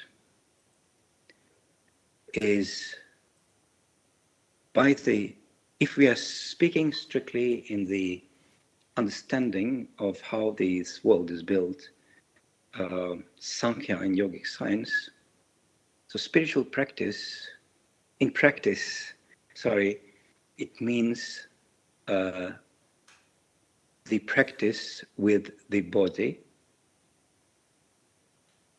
and mostly practice with the subtle body, which means the practice with chitta, or antarkarana, or prakriti, sukshmi prakriti, not also sthula prakriti, but also sukshmi prakriti. And this understanding, I think, changes a lot, because the Abhinavagupta's idea that the main rasa is rasa shanti, not ninth rasa. So I think absolutely important for Indian classical music, because inner peace is the fundament of Indian classical music.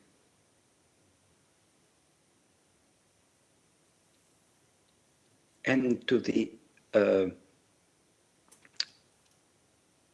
to wrap everything, this system of ragas is something which is absolutely amazing. And the definition of raga, which says that raga is combination of different notes, what I have heard, and it's written everywhere so much, actually this definition is true only in the sense that all the music, including rock music, pop music, any kind of folk song, or some thrash music of that style, it is also a combination on different notes. The raga is not only a combination of different notes. Raga is a special dhvani which changes chitta. And this is the main aspect of raga music. And this is the one of definitions of what raga music is. This is the reason why I spent today a lot of time talking about the chitta today. Thank you.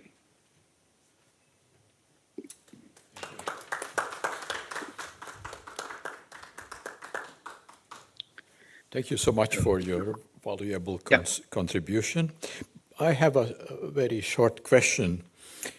Do you see a difference between a musician creating the music, the sound, and transformation of chitta, and a listener who is just a consumer in many cases?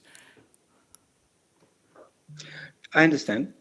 So in our tradition, we consider advanced listener to be almost at the same level as the musician. So I have like two answers. So from one point of view, so we consider that the listener is very close to the level of musician who is creating music. But to create the music, there you have to have some special training.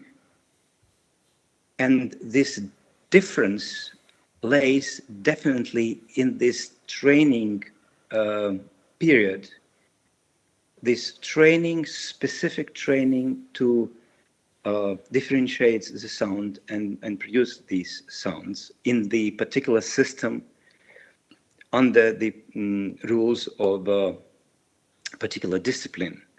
This part is different, but from the point of view of perception, advanced listener is at the same level as musician.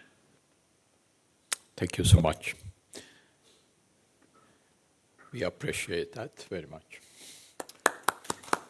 Yeah, I'm sorry to be so slow. I'm a little bit out of... No, your presentation was excellent. So the last but not least, as in English says, is a presentation from Arne Silinch, our yoga master at the International Center of Indic Studies at the University of Latvia, about culturally structured knowledge. The floor is yours. Thank you, Professor. So let us try to attune this technique.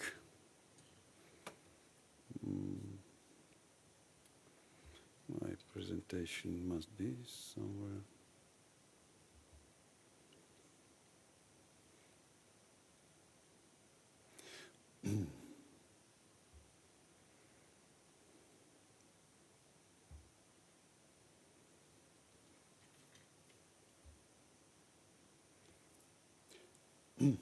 Okay. I almost wanted to say good evening, everyone, because it was a long, long day. And after all these very clever, very wise presentations, I will see what will happen when I will make my small contribution, how we can perceive this knowledge, wisdom of Rasa Dhvani. And it underpins something very important, which probably we can admit that modern society is keeping forgetting. That I would like to examine from a different angle asymmetry between technological expansion and cultural integration, arguing that while technology enlarges the field of possible action, culturally structured knowledge is required to stabilize the field of meaningful action. And here I would like to point just some not very honorable historical facts, which with a strange regularity from time to time are happening. So I put in this slide just two pictures, one representing the destruction of a library of Alexandria, and another picture probably created by AI, the destruction of Nalanda University, which was burned, as it told, 9 million or something valuable scriptures, and many scholars and monks were killed. And this happens from time to time, and this is not telling very good signs about what humans are capable of. And so I would like to I apologize, but I will take some anecdotal perspective. There is persistent and rather comforting speculation that had great libraries not been destroyed, history might have moved much faster. We might have enjoyed steam engines and electricity during the Renaissance, railways before the French Revolution, and perhaps even nuclear power or the internet and artificial intelligence before the First World War. By this logic, at the time of this conference, some of us should already be attending from our offices on Mars, complaining about the Wi-Fi on the moon. Curiously, this idea is almost never firmly rejected. Instead, we hear that metallurgy was not ready, economy, social structure was primitive, industry insufficient, logistics underdeveloped. All very sensible explanations about the outer machinery of knowledge. What they leave untouched is something far less convenient, the inner cultural organization of the knowledge itself. This is where my presentation starts. So in this presentation is like a second part of the earlier presentation of this last spring, where we did start publicly speak about Rasa Dhvani concepts, and I presented suggestive wing as a Dhvani of emotional intelligence. And the first part was had argued that crisis of modernity is not the loss of knowledge, but the loss of integration. Concepts of Rasa Dhvani offer a powerful epistemological and practical framework for restoring this integration. We are now arriving at the question where historical reflection, informed by holistic yoga consciousness and appreciation for the aesthetic transformation of perception, becomes a form of philosophical diagnosis. Let us attempt to sketch the theoretical contours of this idea and formulate a structured conceptual framework, grounded partly in existing scholarship while also extending into a synthetic philosophical interpretation. Two fundamentally different systems. We may begin with a classical distinction, Greek in origin, yet still highly useful. Episteme, knowledge, what is true. Techne is technique, craft, what works. Modern analysis adds a third dimension, ethos, meaning, value, and orientation, why something matters, and how we ought to live. Thus, we obtain the following triadic structure, where dimension of knowledge, episteme, has function of explanation. Modern equivalent is science.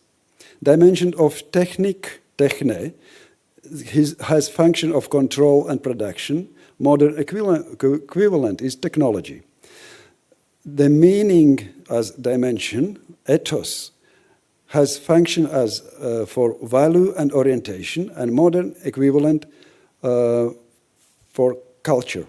And in the culture, I would generally include arts and also philosophy, and sometimes in modern days, we see there is some temptations that philosophy tends to explain science and even sometimes technology, but cultural bond and for philosophy is its natural domain is cultural structuring.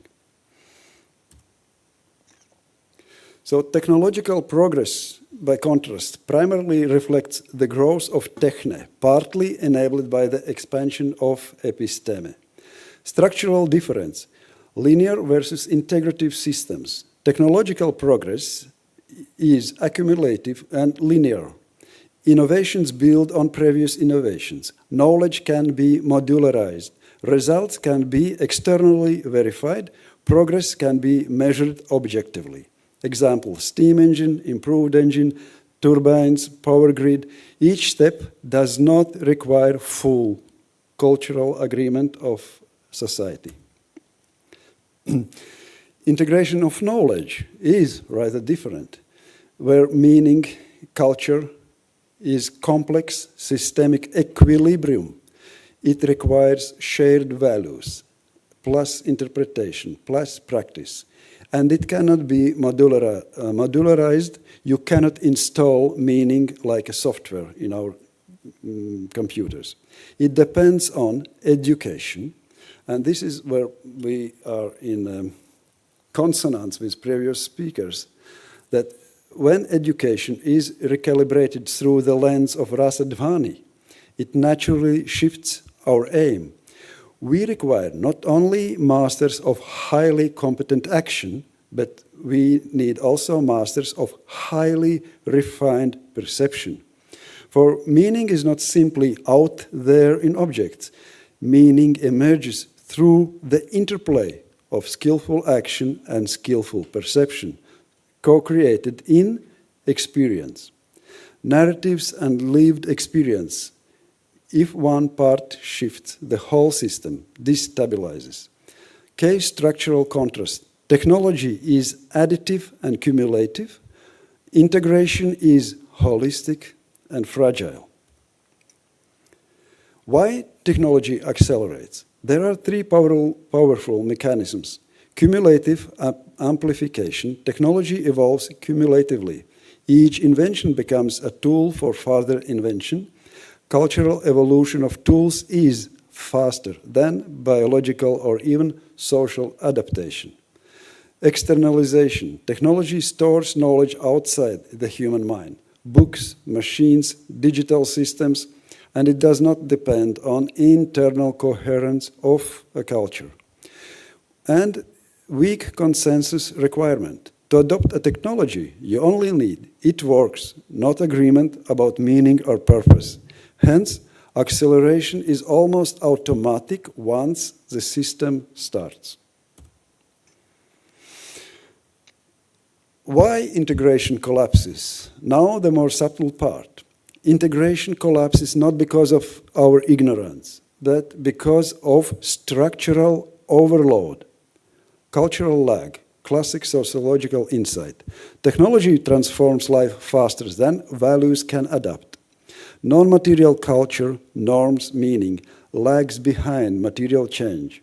All of these technologies have came along and popped into our social fabric so fast that cultural norms, behaviors, and customs have lagged behind so much that we ended up with a sort of compound cultural lag. Or we might call it networked cultural lag. Those are words of Gilles Crouch, digital anthropologist. I would fully agree with him. And the result we have is disorientation, moral ambiguity, fragmentation of life world.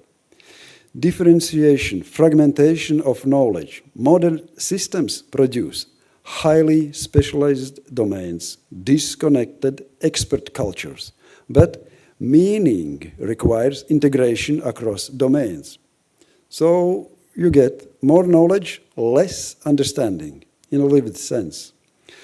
Loss of shared narratives. Integration depends on shared metaphysical or cultural frameworks.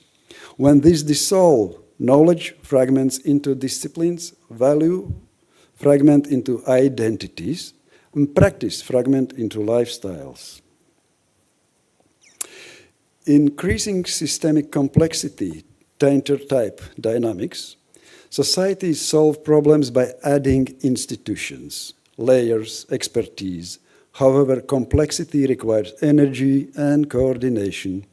Returns diminish over time. Applied to meaning, maintaining a unified worldview becomes too costly. Fragmentations becomes the default state. Neutrality of science versus normativity of life. Modern science describes what is, but fails to describe what ought to be. As Einstein already gave an allusion and previously intuited by Aristotle's distinction between forms of knowledge. Result, explosion of knowledge and absence of existential orientation. The paradox, accelerating means versus collapsing ends. I would like to now formulate the central paradox in a following way. The system that maximizes technological power structurally undermines cultural integration. Why?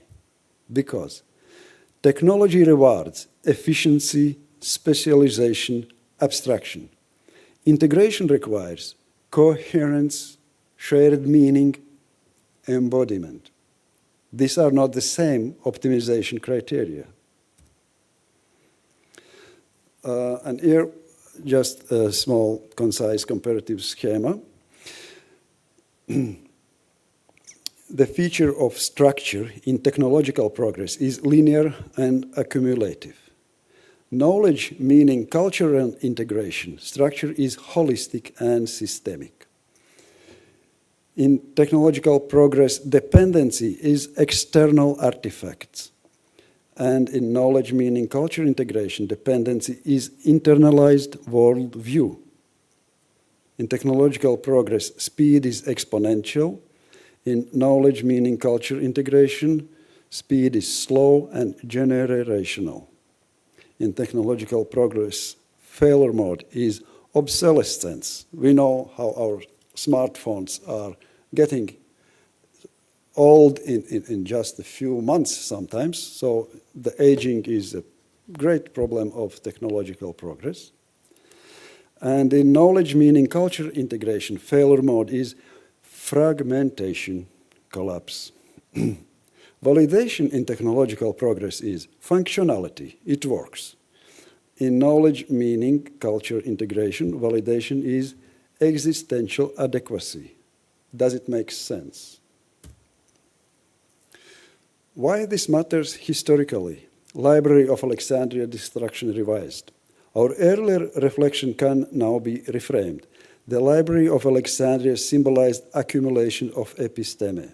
But what we call civilizational flourishing requires episteme, techne, and ethos alignment. Even perfect preservation of knowledge would not guarantee integration.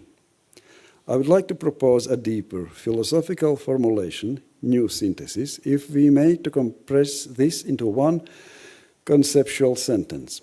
Technology expands the sphere of possible action, while cultural integration stabilizes the sphere of meaningful action. When expansion outruns stabilization, we get acceleration plus disorientation.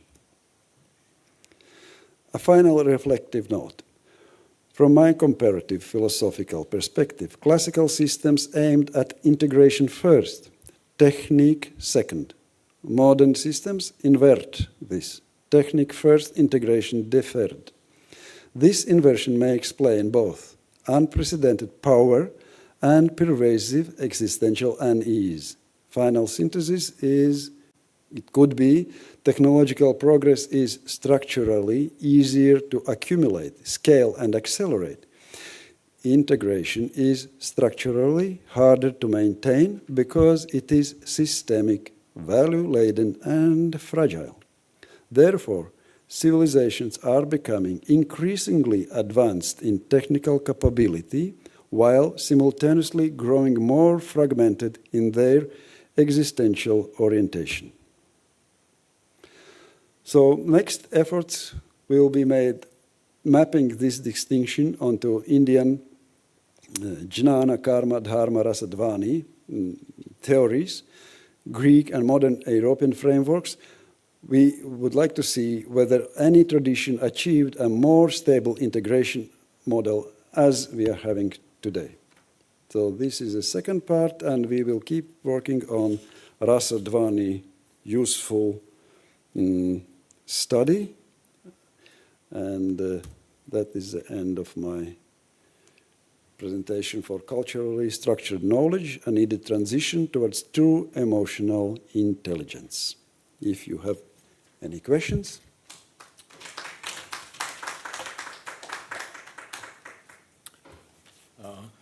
Thank you, Anurag. My question is the same as I started with. Do we have a light at the end of the tunnel? Because your critical approach is 100% true, yeah. But do we have a method how to escape this circle of karma, which is governing our Western world, at least? Yeah, I think the light of the end of the tunnel is this event today, that we are listening and that we are speaking about this. And as we have heard today, these beautiful presentations and from India and Canadian living in India. So we somehow feel that we have to be, in a way, maybe icebreakers, but not icebreakers. This theme of Dhvani, Rasa, or appreciation of aesthetic experience of the life essence, it never died, but somebody, and maybe it's us, we have to revitalize it. And what could be the contribution of the Indian way of thinking, or the Indian classical concept of yoga and episteme, as you said? We are here just as students, and we have a lot to learn from that ancient tradition of India. And I think it specifically aims that how to manage this cultural structure and social integration in a way that we would not bang out each other. So I think there are signs of what we can learn from because yoga is exactly the pointing of how to experience directly not only you yourself as a human being, as a changing mind, but a modality of social perception, but you as a cosmic, everyone as a child of a cosmos, of the larger existence. Thank you so much. And now it's time to close this conference, and I'm very glad that we finished at time.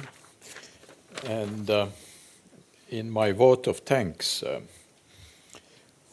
I think we have to thank first Arne Silinch and Maija Gultnets as the main organizers of this event. And I have heard that there were huge difficulties to find appropriate speakers, Maija, and you did it. And really the result is wonderful. And I thank also the Embassy of India in Latvia. I think it's the first time when ambassador came in person to open the conference. This is also a very good sign. And we keep our tradition to do such scientific conferences, despite of not a large attendance, but as I said at the beginning, actually for the spreading of knowledge and emotion, it's not the numbers are deciding, but the quality. And I think we tried at least to reach the quality as usually. And what else I want to say? Yeah.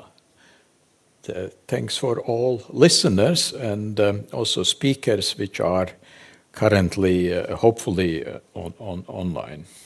And with that, I want to close this conference and see you next year on the same time.